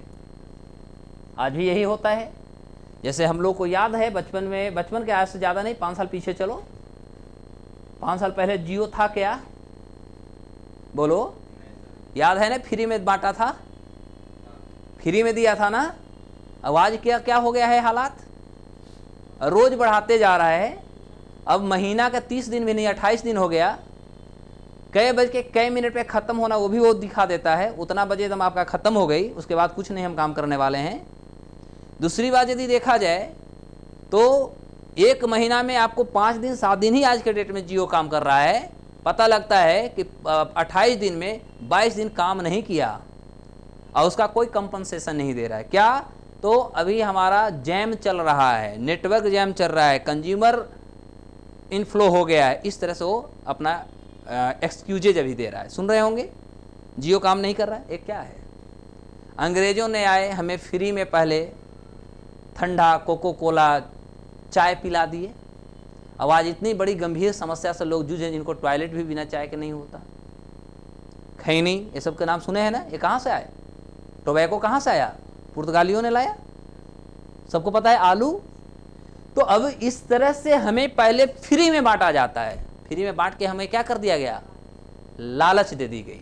अब आज हम इंटरनेट के इतने बड़े लालची हो गए, एडिक्टेड हो गए, नॉट हैबिचुएटेड। आज इतने बड़े हम एडिक्टेड हो गए कि चाहे खाना पीना दे या न दे, बगल वाला मर रहा है, उसकी जाकर के बाइक एक्सीडेंट से उठाते नहीं, लेकिन उसको वीडियो पहले बनाते हैं। Am right? ये क्या है? तो क्या ये हमारा सामाजिक कल्याण में आएगा? ये है हमारा निजी। और इस तरह से हमें पहले फ्री दे करके उस में हमें इन्वॉल्व करा दी जाती है, जहाँ पर लोग फिर उस काम को करने के बेताब हो जाते हैं। और आज भी हमारा कहीं ना कहीं जो प्राइवेट सेक्टर है, जियो, इतने बड़े बड़े एयरटेल जो कंपनियां हैं, पहले फ्री में, पहले जितना सिम ले लो, 1 साल का आपको टॉक टाइम फ्री देंगे, लालच दिया। आप उस लालच में आज ऐसा हालात हो गई है कि आदमी का मोबाइल यदि रिचार्ज ना होता है तो बगल वाले का डेटा चोरी करेगा, पैसा भी मार कर मोबाइल रिचार्ज करा लेगा। सही है गलत? स्थितियाँ ऐसा पैदा हो गई, दिमाग में चल रहा है खाली डेटा होना चाहिए, यूट्यूब होना चाहिए, फेसबुक हमको देखना है, दुनिया कहीं जाए। तो ये जो चुनौतियां थी, कहीं ना कहीं एक कल्याणकारी जो कार्य होना चाहिए था, यह कल्याणकारी कार्य नहीं कर रहा था। और यही कारण हो सकते हैं कि जब हमारा देश इंडिया आज़ाद होती है, तो आज़ाद होने के बाद 1947 में तो हमारा देश आज़ाद हुआ। आज़ादी के ठीक 2 साल बाद हमने 1 जनवरी 1949 को इसको राष्ट्रीयकरण कर दिया। राष्ट्रीयकरण कर दिया किसको? आरबीआई को। इसको राष्ट्रीयकरण करने से क्या हुआ? ये सीधे सरकार के, है ना, अधीन आ गया। अब क्लियर हो गई? सरकार के अधीन आ गया। यानी 1935 से लेकर के 1949 तक ये आरबीआई निजी क्षेत्रों का काम कर रहा था। मीनिंग क्लियर हो गई?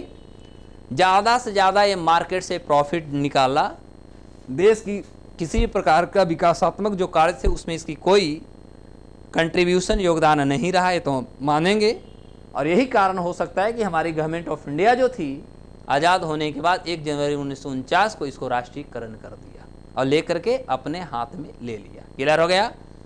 अब होता है कि जब आरबीआई की स्थापना हमारी हुई थी, तो आरबीआई हमारा 1937 में तो 1935 में तो स्थापित हो गई, 37 में इसको बॉम्बे में शिफ्ट कर दिया गया। अब ये हमारा आरबीआई यदि देखा जाए तो मई 1948 तक हमारा आरबीआई जो है ये म्यांमार यानी वर्मा, म्यांमार यानी वर्मा, 48 से तो खैर वर्मा से म्यांमार बन गया है, तो यहाँ लिखते हैं म्यांमार। म्यांमार यानी बर्मा का केंद्रीय बैंक का काम किया। किसका काम किया? केंद्रीय बैंक का काम किया। कौन? हमारा आरबीआई। और जून 1948, ध्यान देना, जून 1948 तक हमारा आरबीआई जो था पाकिस्तान का केंद्रीय बैंक का काम किया। लेकिन यही 1948 जून में पाकिस्तान का केंद्रीय बैंक की स्थापना हो जाती है। और जैसे ही पाकिस्तान का केंद्रीय बैंक की स्थापना होता है, उसका नाम क्या दिया गया था? State bank of Pakistan. Clear हो गई?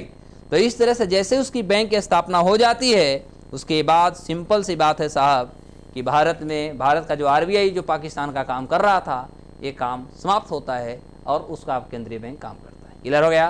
तो आपसे क्वेश्चन इस तरह से भी घुमाए जा सकते हैं कि भारत का आरबीआई कौन कौन से दो देशों का केंद्रीय बैंक का काम किया?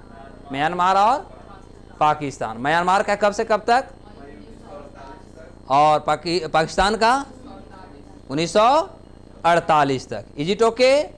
अब आपसे क्वेश्चंस दो चार ऐसे और आपको ये पूछा जा सकता है, क्या कर सकते हैं, एमसीक्यू और फैक्ट्स बेस पूछा जा सकता है कि भारत जब आज़ाद हुई तो आज़ाद भारत का जो हमारा आरबीआई था, इसके पहले कौन बने गवर्नर, ये पूछा जा सकता है। ठीक है, और फिर पूछा जा सकता है कि जब ये 35 में स्थापना हुआ तो इसके पहले कौन गवर्नर थे। क्लियर हो गया? तो दो क्वेश्चन हमारा पूछा जा सकता है। तो पहले जब इसकी आज़ादी, मतलब आज़ादी से पहले 1935 में करें तो सर ऑसबॉर्न नाम सुने हो? तो 1935 में जब इसकी स्थापना हुई तो इस समय जो आरबीआई के जो गवर्नर थे, कौन थे? गवर्नर जो थे, इनका नाम था, लिख लीजिएगा, सर ऑसबॉर्न स्मिथ। क्या नाम था? Sir Osborne Smith. Sir Osborne Smith ये आरबीआई के पहले गवर्नर थे जब 1935 में इसकी स्थापना हुई थी। और जब देश आज़ाद हुआ तो देश आज़ाद होने के बाद, मतलब बात करेंगे आज़ाद होने के बाद, यानी यहाँ पर आ जाओ 48 में आ जाओ, तो 1948 में आरबीआई के जो गवर्नर बने, और वह भी गवर्नर भारतीय जो बने, उनका नाम था सीडी देशमुख। क्या नाम था? सीडी देशमुख। तो इस तरह से दो क्वेश्चन तो पहले याद कर लो कि हमारा आज़ाद भारत का पहला आरबीआई गवर्नर कौन बना, आज़ाद भारत का पहला भारतीय गवर्नर कौन बना? ठीक है, श्री सीडी देशमुख, केवल देशमुख नहीं।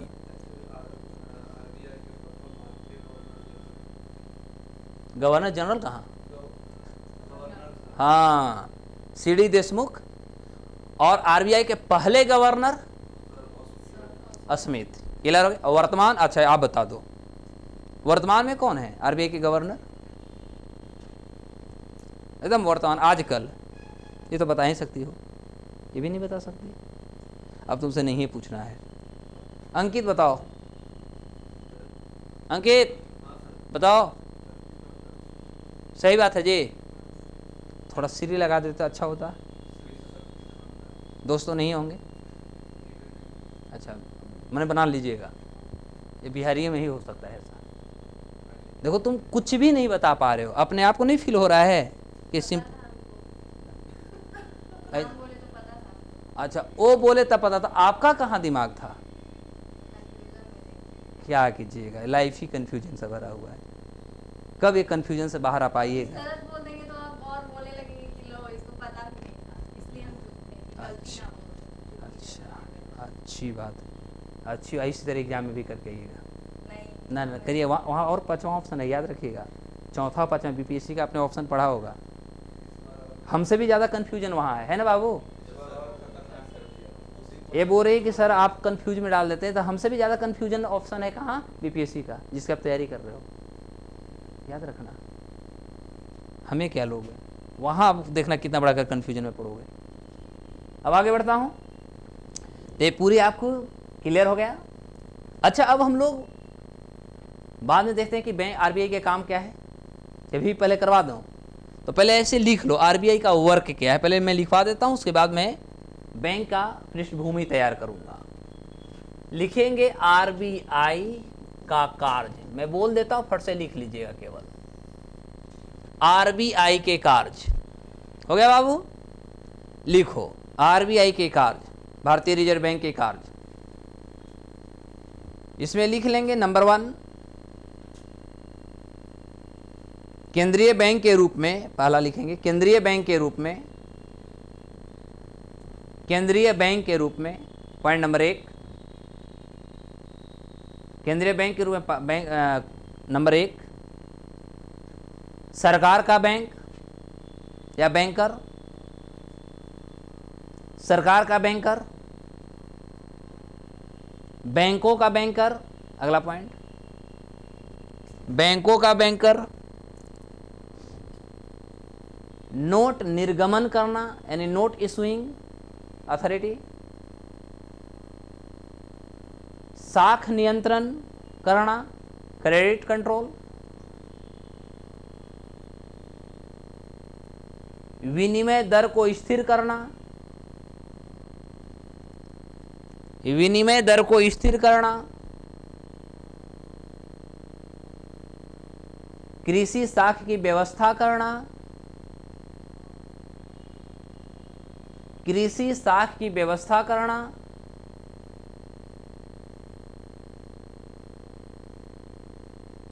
औद्योगिक वित्त व्यवस्था करना, औद्योगिक वित्त व्यवस्था करना, समाज शोधन गृह का कार्य करना, समाज शोधन गृह का कार्य करना,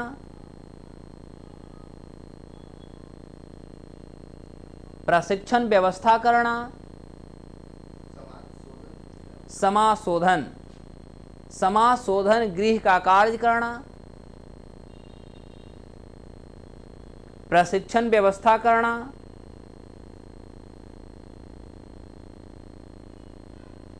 बिल बाजार का विकास करना, बिल बाजार का विकास करना तथा आंकड़ों का संकलन व प्रकाशन करना, आंकड़ों का संकलन व प्रकाशन करना। ये किस रूप में हमने पढ़ा? केंद्रीय बैंक के रूप में। हो गया बाबू?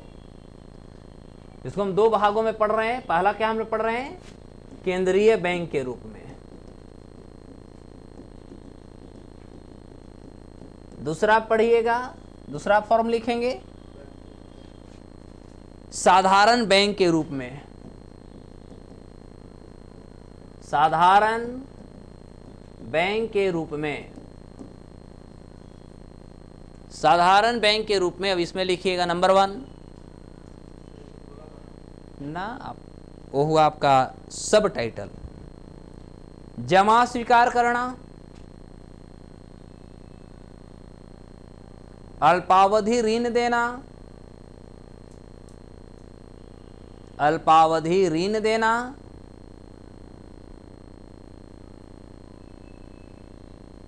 अल्पावधि ऋण लेना, अल्पावधि ऋण लेना, विपत्रों का, विपत्रों सर्टिफिकेट सुनते हैं ना, विपत्रों का क्रय विक्रय करना तथा भुगतान करना, क्रय विक्रय व भुगतान करना।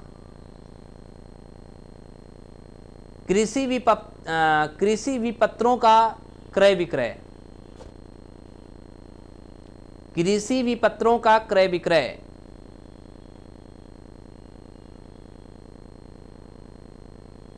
विदेशी विनिमय विपत्रों का क्रय विक्रय, विदेशी विपत्रों का क्रय विक्रय, मूल्यवान धातुओं को सुरक्षित रखना, मूल्यवान धातुओं को सुरक्षित रखना,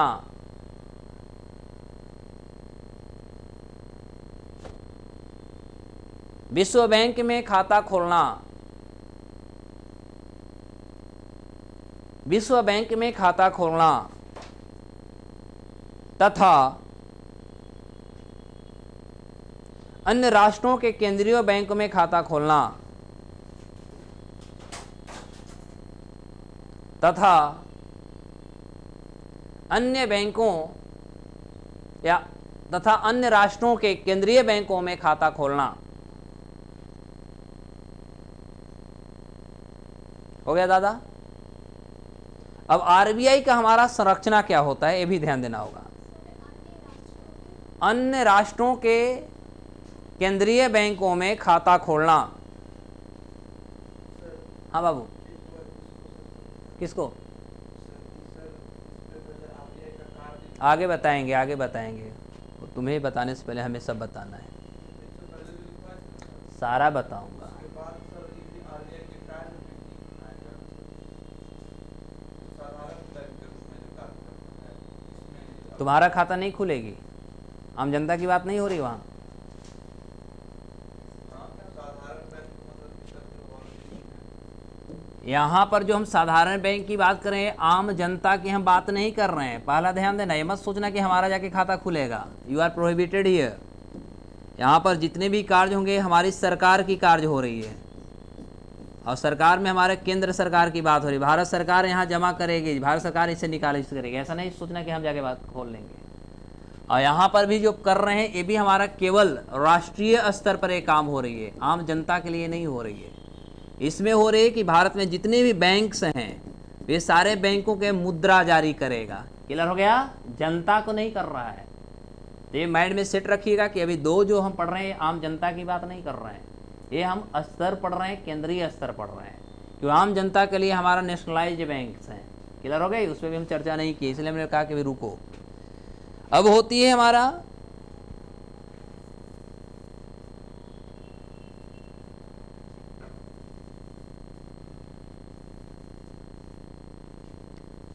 अब हम देखते हैं कि आरबीआई का कभी कभी क्वेश्चंस पूछा जाता है कि आरबीआई का संरचना क्या होता है। संरचना देखो, आरबीआई की संरचना में देखा जाए तो टोटल 20 मेंबर्स होते हैं। कितने मेंबर होते हैं? 20 सदस्य 20 सदस्य होते हैं, याद रहेगा। और 20 सदस्य में से सबसे पहला तो एक गवर्नर हो जाते हैं जो हमारा आरबीआई के हो जाते हैं। उसके बाद आपको पता होनी चाहिए कि भारत में आरबीआई के 4 हमारा क्षेत्रीय भी है कार्यालय, उसके हो जाते हैं। उसके बाद हमारा वित्त मंत्रालय का हो जाता है। तो सभी टोटल इसके मेंबर 20 लोग मिल करके इसकी पूरी की पूरी जो एक्टिविटीज होती है उसको ये कंट्रोल करते हैं। तो डायरेक्ट शब्दों में लिख लो, आरबीआई की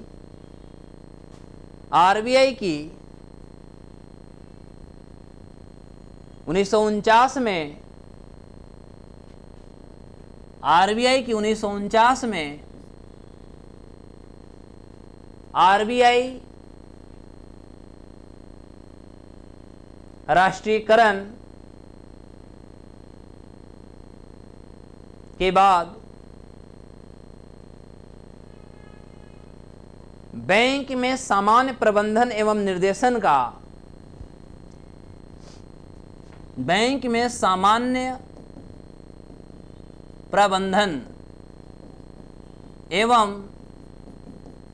निर्देशन का 20 सदस्यों द्वारा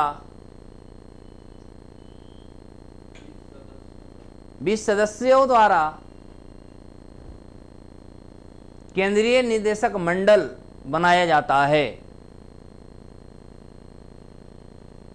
केंद्रीय निदेशक मंडल बनाया जाता है जिसमें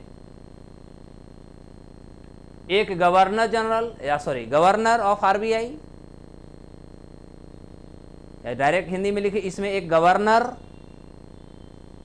4 डिप्टी गवर्नर,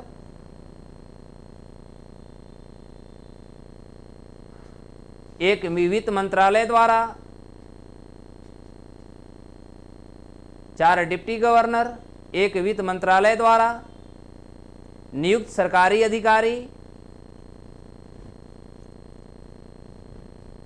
तथा भारत सरकार द्वारा नामजद या नॉमिनेटेड तथा भारत सरकार द्वारा नामजद 10 ऐसे डायरेक्टर होते हैं, 10 ऐसे डायरेक्टर होते हैं जो देश के आर्थिक जीवन के विभिन्न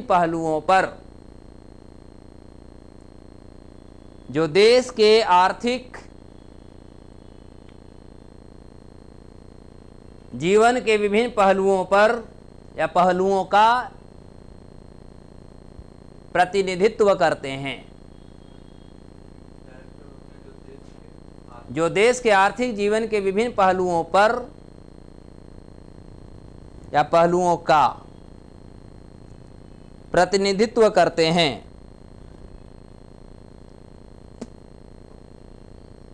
और 4 निदेशक स्थानीय बोर्ड का प्रतिनिधित्व करते हैं और 4 निदेशक स्थानीय बोर्ड के प्रतिनिधित्व करते हैं। 4 स्थानीय बोर्ड कौन कौन है, लिख लीजिएगा। सर 4 निर्देशक 4 स्थानीय बोर्ड के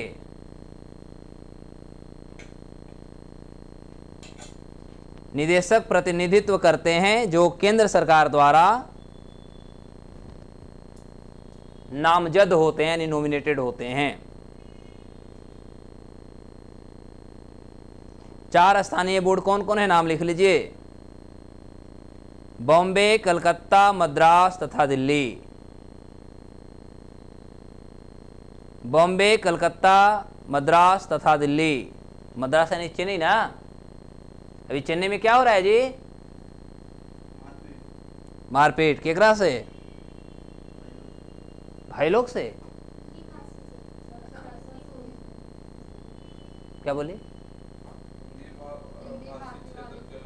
हाँ, हिंदी भाषी लोगों के साथ। मामला क्या है? काम उसका काम वहाँ पे जो है ये लोग कम पैसा में भी कर दे रहा है सर। तो क्या आपको ये लगता है कि मेन कारण यही है या कुछ और कारण है? ऐतिहासिक कारण क्या है? और दूसरा कारण ये हो सकता है कि सर वहाँ के लोग जो है वहाँ पे जाके अपने वैसे तो बिहारी भारत का विदेश का हर कोना में है। वहाँ पे रह के सर अपने भाषा का ऐसी कर रहे हैं और लोग ऐसा नहीं। अभी मान लिया जाए कि एगो नित्यानंद साधु संत जो भागा है, जो रात हमने अपडेट किया था, यस सर है ना, वो एगो कैलासा देशे बना लिया है। वहाँ पर भी बिहारी पहुँचल है। बिहारी कौन सा क्षेत्र में नहीं है। जब हम लोग बैंक की तैयारी किए थे तो मेरे साथ एक लड़का था, उसका नाम था नंद किशोर। पैर से फिजिकल डिसेबल्ड था, ठीक है, दिव्यांग था, और वो इंटरव्यू उस समय जा रहा था जम्मू कश्मीर देने। हम कहे यार जम्मू कश्मीर और इधर बिहार भारत में कोई राज्य नहीं था। तो बोला कि वहाँ पर जल्दी कोई नहीं जाता है, इसलिए हमारा सिलेक्शन कन्फर्म होगा। सोचो, मतलब उस समय सैलरी कितनी थी पीओ का प्रोबेशन पर? उस समय 32,000 हमारी सैलरी होती थी प्रोबेशन का। और उस 32,000 के लिए भी व्यक्ति उन्होंने कहा जो कि डिसेबल्ड है, वो कहाँ जम्मू कश्मीर में नौकरी के लिए वो अप्लाई किया। इसलिए बिहारी कहीं नहीं छोड़ा है, हिम्मत होता है। तो अभी मामला ये इतना ही नहीं है, मामला बहुत गहरा है। या मामला कोई इतिहास हमारा साक्ष्य है, वो सब द्रविडियन है। और द्रविडियन आप मूवमेंट इसका मतलब हिस्ट्री में नहीं पढ़े हैं, ठीक है। तो इसका कुछ और है, वो इनडायरेक्टली वो भारत का विपक्ष की बात करते हैं, ओपोनेंट्स हैं साहब। जैसे नागालैंड वाले करते हैं ना, तो डायरेक्ट बोलते हैं, वो इनडायरेक्ट, क्योंकि वो हिंदी भाषी को सपोर्ट नहीं करते। हिंदी भाषा जो देश की भाषा मानते हैं हम, उसे वो सपोर्ट नहीं करते हैं, वो द्रविडियन है। ओके, इसलिए आप लोग को पढ़ना होगा इसकी हिस्ट्री क्या रहा है। चले आगे। तो ये हमारी आरबीआई का पूरी फॉर्मेशंस हो गई। अब देखते हैं कि हमारे यहाँ बैंकिंग का जो कॉन्सेप्ट है ये कहाँ से कैसे कैसे आया, फिर हम लोग इस पे आगे लंबी बात करने वाले हैं। तो देखो, थोड़ा सा हमें बैंक का पृष्ठभूमि लेकर के चलना होगा, जहाँ से क्वेश्चन खूब एग्जाम में पूछी जाती है। तो भारत में यदि हम पृष्ठभूमि की बात करें बाबू लोग, तो भारत में बैंकिंग का पृष्ठभूमि शुरू से देखें तो 1770 से एक हमारे पृष्ठभूमि का नाम आता है। और इस समय एक बैंक आया था, बैंक ऑफ हिंदुस्तान। नाम सुना होगा, पहले भी पढ़ाए हैं, ऐसा नहीं पढ़ाए हैं, एग्ज़ाम के टाइम में हमने पढ़ा दिया था शॉर्ट में। नाम था इसको बैंक ऑफ हिंदुस्तान। ये बैंक ऑफ हिंदुस्तान को लाया कौन था? तो लाने वाला था एक एलेक्जेंडर एंड कंपनी। कौन था? एलेक्जेंडर एंड कंपनी ने ये लाया बैंक ऑफ हिंदुस्तान। और ये बैंक ऑफ हिंदुस्तान आया कहाँ पर? तो ये भी आया कोलकाता में। क्लियर हो गई? क्योंकि यह उस समय अंग्रेज के टाइम की बात करें या मुगल की टाइम की बात करें, अंग्रेज में ही ज़्यादातर लेंगे, तो कलकत्ता जो था साहब, ये हमारा सेंटर पॉइंट था। क्लियर हो गई? तो यहाँ पर क्योंकि समुद्र से जुड़ा हुआ था, अंग्रेज़ों को यहाँ से सुविधाएं अधिक मिल गई थी। तो ये साहब सबसे पहला बैंक ऑफ कलकत्ता हिंदुस्तान जो थी कलकत्ता में आया। और इसको लाने वाला था कौन? Alexander and company. लेकिन आगे जाकर के बैंक लगभग 1793 में फ्लॉप हो जाता है। इसके बाद अनेक छोटे छोटे बैंक आए गए। अब श्री गणेश भारत में बैंक की शुरुआत हम मानते हैं 1881 से। कब से मानेंगे हम? 1881 से, जहाँ से रेगुलरिटी की बात करेंगे। तो 1881 में एक हमारा औध कॉमर्शियल बैंक आया। क्या आया? औध पढ़ रहे हैं क्योंकि अंग्रेजी ने औधे पढ़ा था, हम लोग इसको अवध पढ़ते हैं। समझ में आया? हम लोग इसको अवध कॉमर्शियल बैंक पढ़ते हैं। तो अवध कॉमर्शियल बैंक जो था, इसकी स्थापना की गई अयोध्या में, जिसे मुगलों ने नाम बदल के कर दिया था फैजाबाद। नाम सुना है? फैजाबाद, मुगलों ने नाम बदल दिया था। और ये अयोध्या पहले से अभी तक अयोध्या ही है, कितनों आप बीच में नाम बदलते रहिए। तो ये हमारा औध कॉमर्शियल बैंक जो था, ये हमारा ज्वाइंट वेंचर बैंक था। ये फर्स्ट ज्वाइंट वेंचर बैंक था, फर्स्ट ज्वाइंट वेंचर बैंक, ऐसे याद रखना। ज्वाइंट वेंचर बैंक का मतलब हमने क्या कहेंगे इसमें भारतीय भी थे और इसमें अंग्रेज भी थे। अब मीनिंग क्लियर हो गई? दोनों के सहयोग से बैंक हमारा पहले खुला 1881 में, औध कॉमर्शियल बैंक यानी अवध कॉमर्शियल बैंक। क्लियर हो गया? कहाँ? अयोध्या में। इसके बाद 1894 में एक बैंक आया जिसका नाम दिया गया पंजाब नेशनल बैंक। नाम सुने ही होंगे। यह पंजाब नेशनल जो बैंक थी, यह लाला लाजपत राय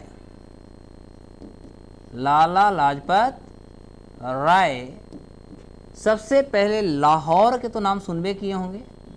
अब बात हो रहा है 1894, यानी पूरा भारत ही है अभी। लाहौर में लाला लाजपत राय ने पंजाब नेशनल बैंक का श्री गणेश किया। क्लियर हो गई? और यह बैंक जो है प्रथम भारतीय बैंक के रूप में जाना जाता है।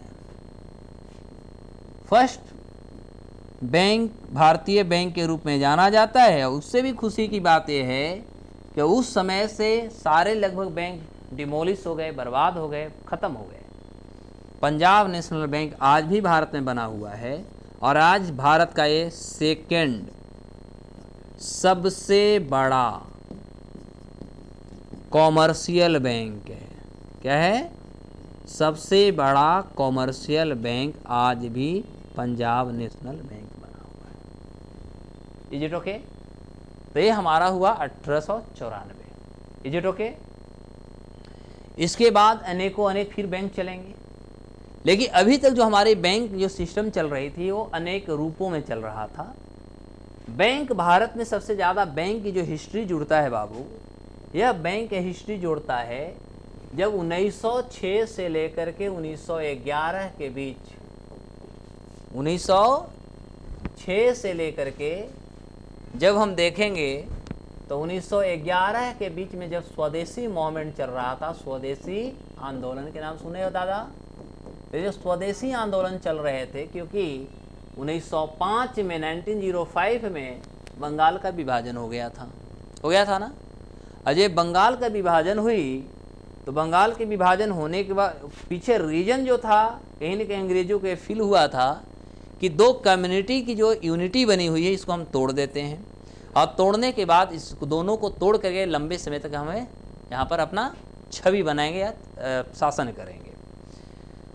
और यही कारण हो सकता है कि असम का कुछ क्षेत्र था, पश्चिम बंगाल का जो कुछ क्षेत्र था, जहाँ पर जनसंख्या मुस्लिम और हिंदू के रेशियो के आधार पर, परसेंटेज के आधार पर तोड़ी गई। जहाँ पर 70% के लगभग में ज़्यादा आबादी मुस्लिम की थी, उनको मुस्लिम, क्योंकि 1906 में आपने देखा होगा मुस्लिम लीग की भी स्थापना हुई थी, याद है? और उन्होंने किया तो जब 1905 में बंगाल का विभाजन हुई तो यही 1905 का हमारा अगस्त था, जब आपने देखा होगा कि कलकत्ता के टाउन हॉल में हिंदू मुस्लिम ने एकता का परिचय दिए थे, वहाँ पर रक्षाबंधन मनाई गई थी। सुना होगा?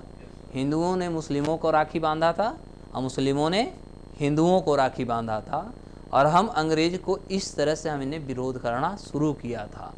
और इसका बेस्ट एग्जाम्पल हमने देखा, इतनी हमारी एकता अच्छी थी कि 1906 और 1906 से 1911 हम स्वदेशी मूवमेंट चलाए, जहाँ पर अंग्रेजी शिक्षा अंग्रेजी कोट, अंग्रेजी पद्धति, अंग्रेजी यातायात, अंग्रेजी कपड़ा, ये सारे चीज़ों को हमने क्या किया, दिवालियाँ मनाई। होली और दिवालियाँ मतलब होलिका दहन मनाया, कह सकते हैं ना, जो हम लोग सोमवार को करने वाले हैं, इसको हमने जलाया। और अंग्रेज़ों को ये हमने एक मैसेज देने की कोशिश किया कि हम इंडिजीनस जो हमारा घरेलू चीज़ है, यानी हमारे भारत का क्या था, खादी को हम बढ़ावा देंगे। Is it okay? और यही 1906 से 1911 के बीच में भारत के जो बड़े से बड़े आंदोलनकारी थे, चाहे हम पटेल की बात करते हैं, लाला लाजपत राय की बात करो, या कुछ न समझ में आया तो कहो कि गरम दल और नरम दल तो हो ही गया, तो यही 1906 हुआ।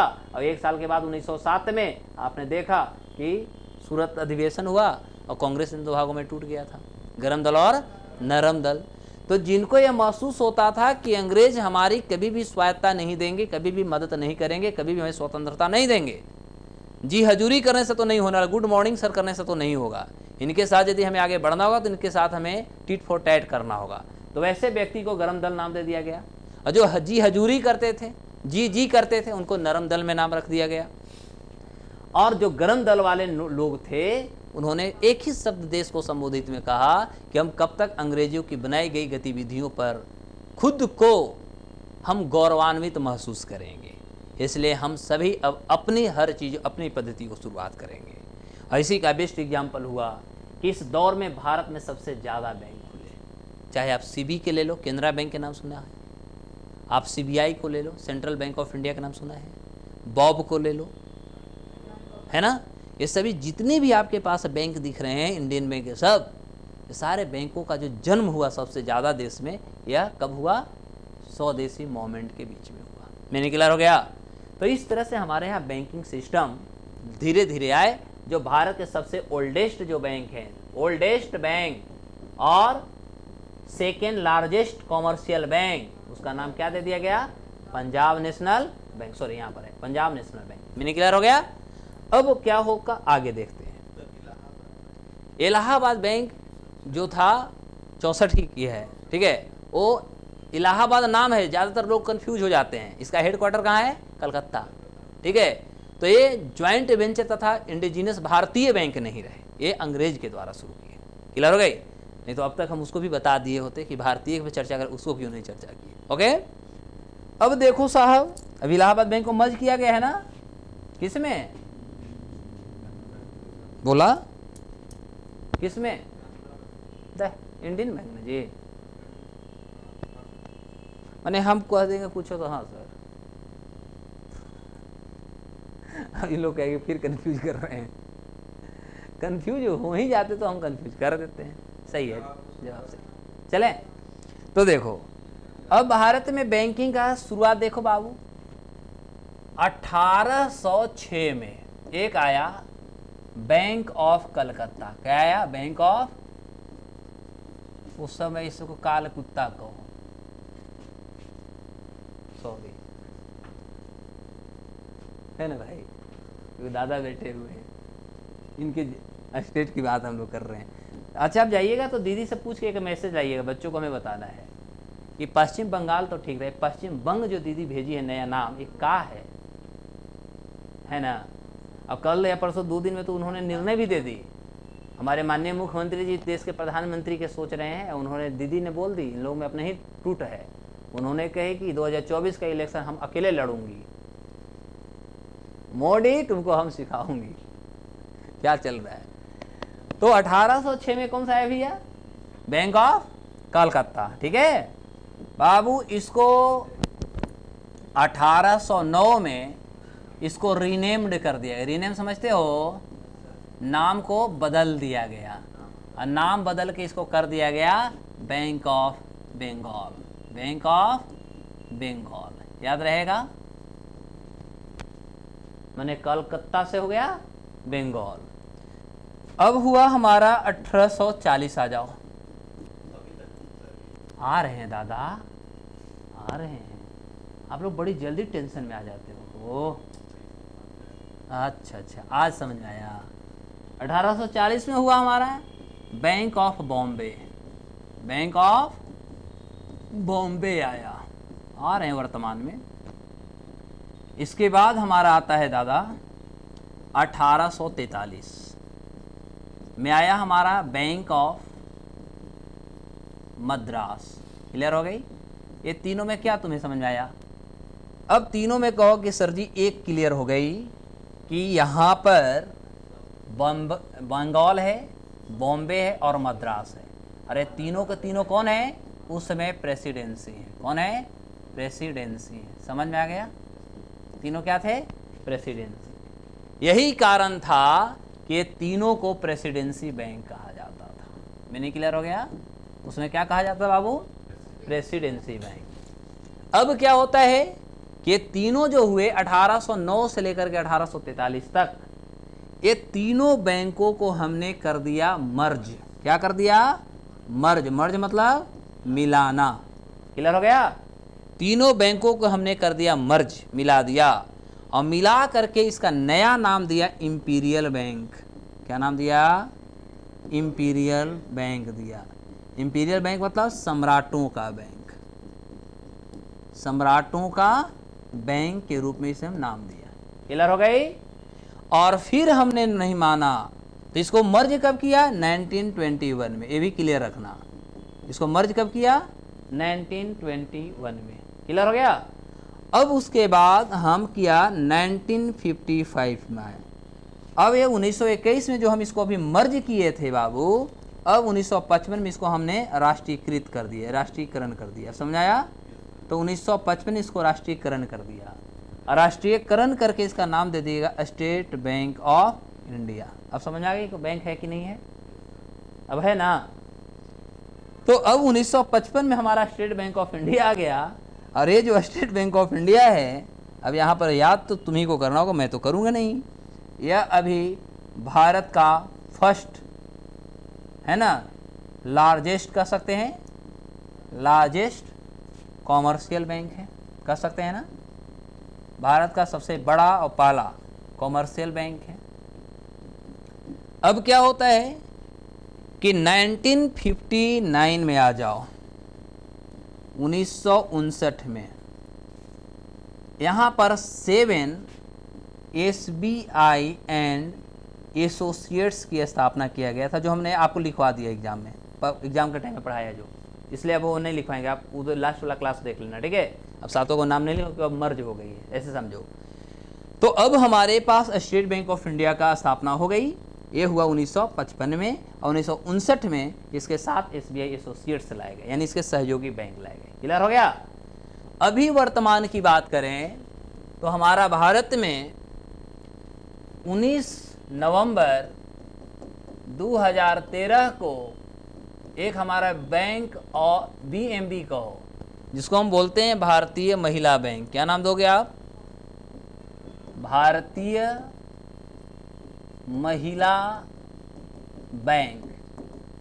तो 19 नवंबर 2013, 19 नवंबर आपको पता है कि इंदिरा गांधी का स्मृति दिवस है। क्या है? स्मृति दिवस है। और इनकी स्मृति दिवस के दिन हमने देखा 19 नवंबर 2013 को भारतीय महिला बैंक की स्थापना हुआ। और स्थापना कहाँ हुई बाबू? ये बॉम्बे में हुई। बॉम्बे में हुई। किसके द्वारा? तो सरदार मनमोहन सिंह, जो भारत के प्रधानमंत्री रहे UPA सेकंड में, और UPA अध्यक्षा SMT समझ गए, सोनिया गांधी। क्लियर हो गया? सोनिया गांधी के द्वारा इसकी स्थापना की गई।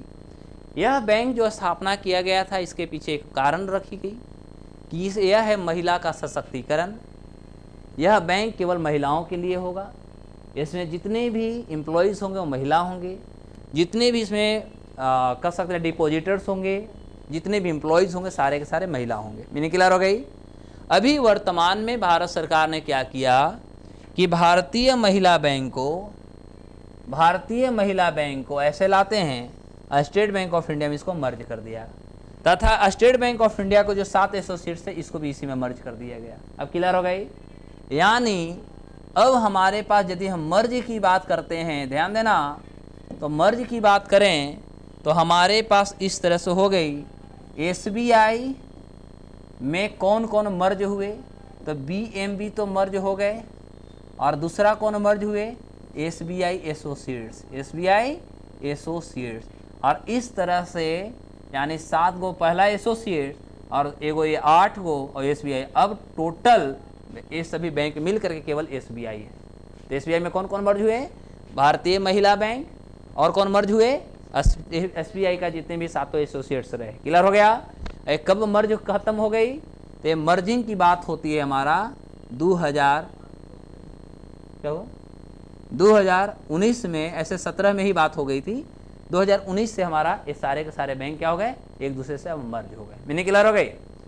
अब बैंकिंग की यदि हम पार्टों को और आगे डेवलप करें तो भारत में जो राष्ट्रीयकरण की जो हम बात कर रहे थे, देखो यहाँ राष्ट्रीयकरण जो है, ये राष्ट्रीयकरण की यदि बात करें तो पहला हमारे देश में जो राष्ट्रीयकरण हुआ था, ये राष्ट्रीयकरण हमारा 1969 में, उस समय देश के प्रधानमंत्री कौन थे? इंदिरा गांधी। 14 बैंक, और 1980 में 6 बैंक, टोटल हुआ 20 बैंक।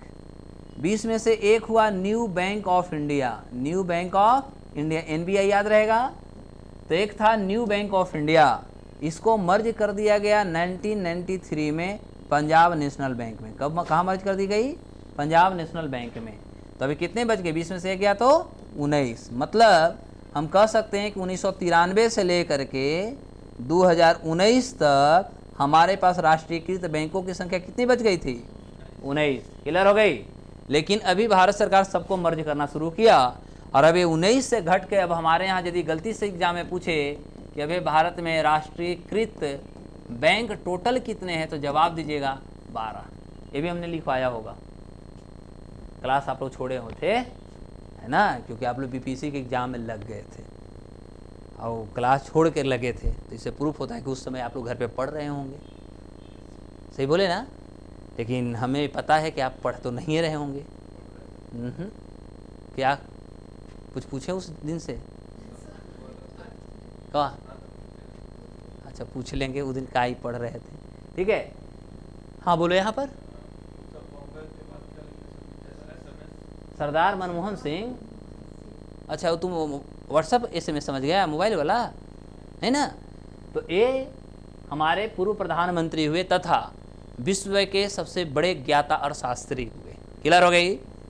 तो ये हमारे यहाँ महिलाओं के लिए भारतीय महिला बैंक खुले। Is it okay? अब हमारे पास राष्ट्रीयकृत बैंकों की संख्या कितनी बच गई? 12। बल्कि लिखवा देता तो फिगर सब लिख लोगे, ऐसी लिखना है फिगर, ये मैं लिखवाऊंगा नहीं, ये आपको इस फिगर को कॉपी में ऐसी लिखना है। ओके, तो हम डायरेक्ट लिखवा देता हूँ कि अभी भारत में हमारे कौन कौन नेशनलाइज बैंक बच गए। अच्छा 1 मिनट जल्दी कर लो भैया, 1 मिनट, हम भी आपके साथ हूँ, 1 ही मिनट, चला फटाफट। क्या कुर्सी लगाए हो?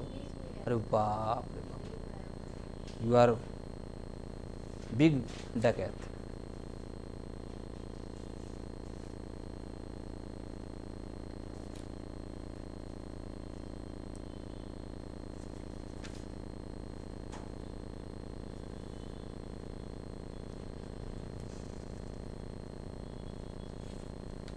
तो इसको करने के बाद आपको खाली एक लिखना है, बैंकों का विलय, हेडिंग डालना है। ठीक है, बैंकों का विलय। एक जगह हम सभी बैंकों का ऐसे हमने करवाया था, लेकिन आज फिर एक बार हम करवा देता हूँ। समझ में आ रही है क्लास? झूठ नहीं ना? चलो भैया,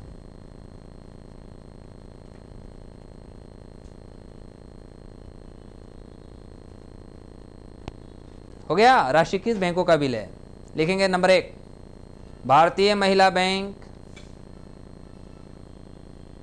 भारतीय महिला बैंक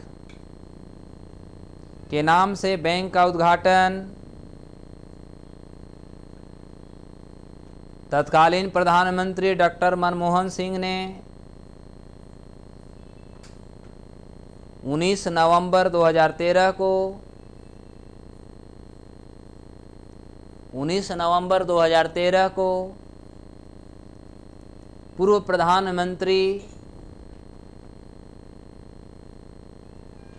प्रधानमंत्री इंदिरा गांधी, हाँ जस्ट 15 मिनट छोड़ के निकलते हैं, इंदिरा गांधी के 96वें जन्म दिवस के अवसर पर मुंबई में किया गया था, जिसका विलय 2019 में, जिसका विलय 2019 में एसबीआई में कर दिया गया। आगे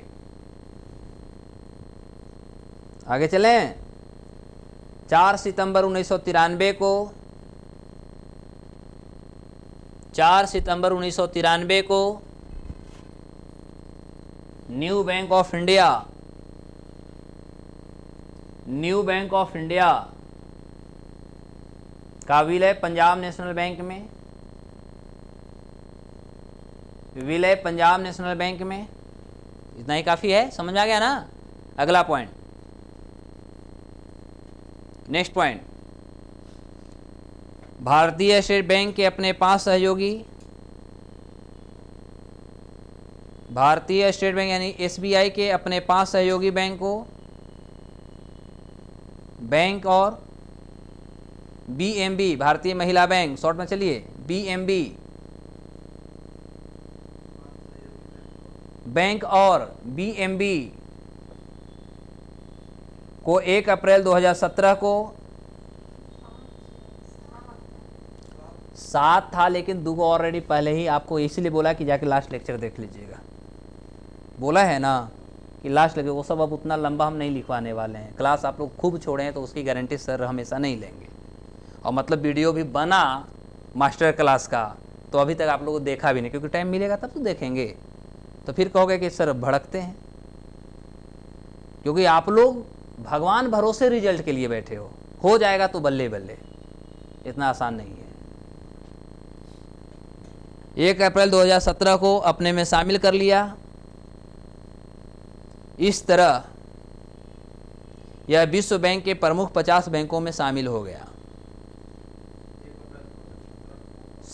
अपने में शामिल कर लिया। इस तरह यह विश्व बैंक के प्रमुख 50 बैंक में शामिल हो गया।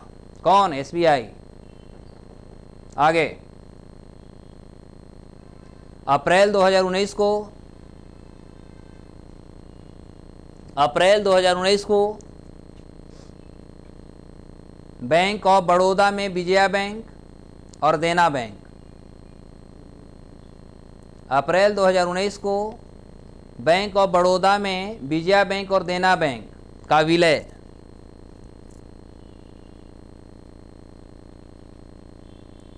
और बैंक ऑफ बड़ौदा देश का तीसरा सबसे बड़ा बैंक। क्लियर हो गया? यानी भारत का सबसे बड़ा तीसरा बैंक कौन हो गया? अब आगे पॉइंट, अप्रैल 2020 को OBC, oriental bank of commerce, सुने हैं ना bank? OBC, oriental bank of commerce, और यूबी, यूनाइटेड बैंक,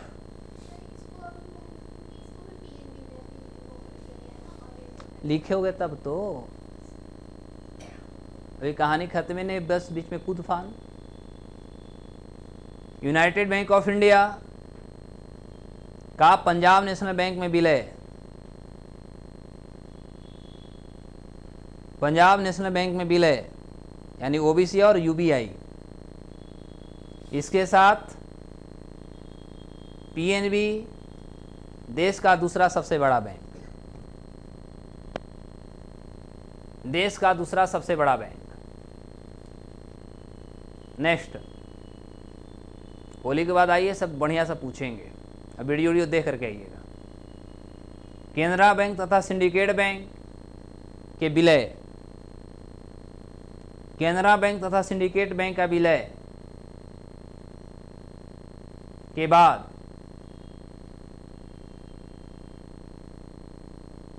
यह चौथा सबसे बड़ा सार्वजनिक बैंक हो गया। यानी केनरा, सिंडिकेट को किस में डाला गया? केनरा में।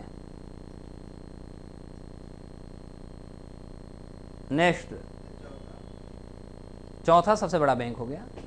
पहला तो जानते हो एसबीआई, लिखवाए दिए हैं, बताए भी हैं। Next, union bank of India, UBI. देखिए आप फुल फॉर्म लिखिएगा, क्योंकि यूनाइटेड का भी यूबीआई होता है। Union bank of India, Andhra bank और कॉमर्शियल बैंक को मिलाकर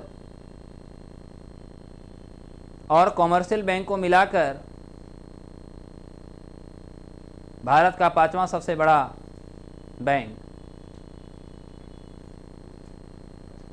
भारत का सबसे बड़ा बैंक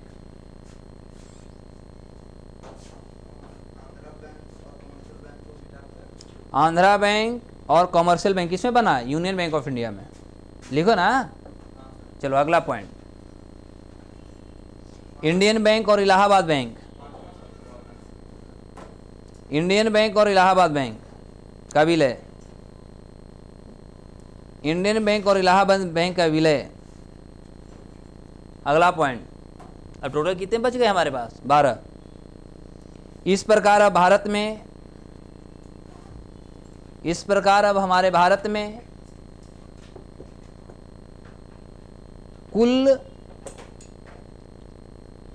नेशनलाइज बैंकों की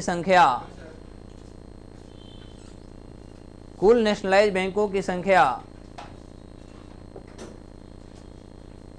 12 रह गया है। 12 रह गया है मैम लॉक।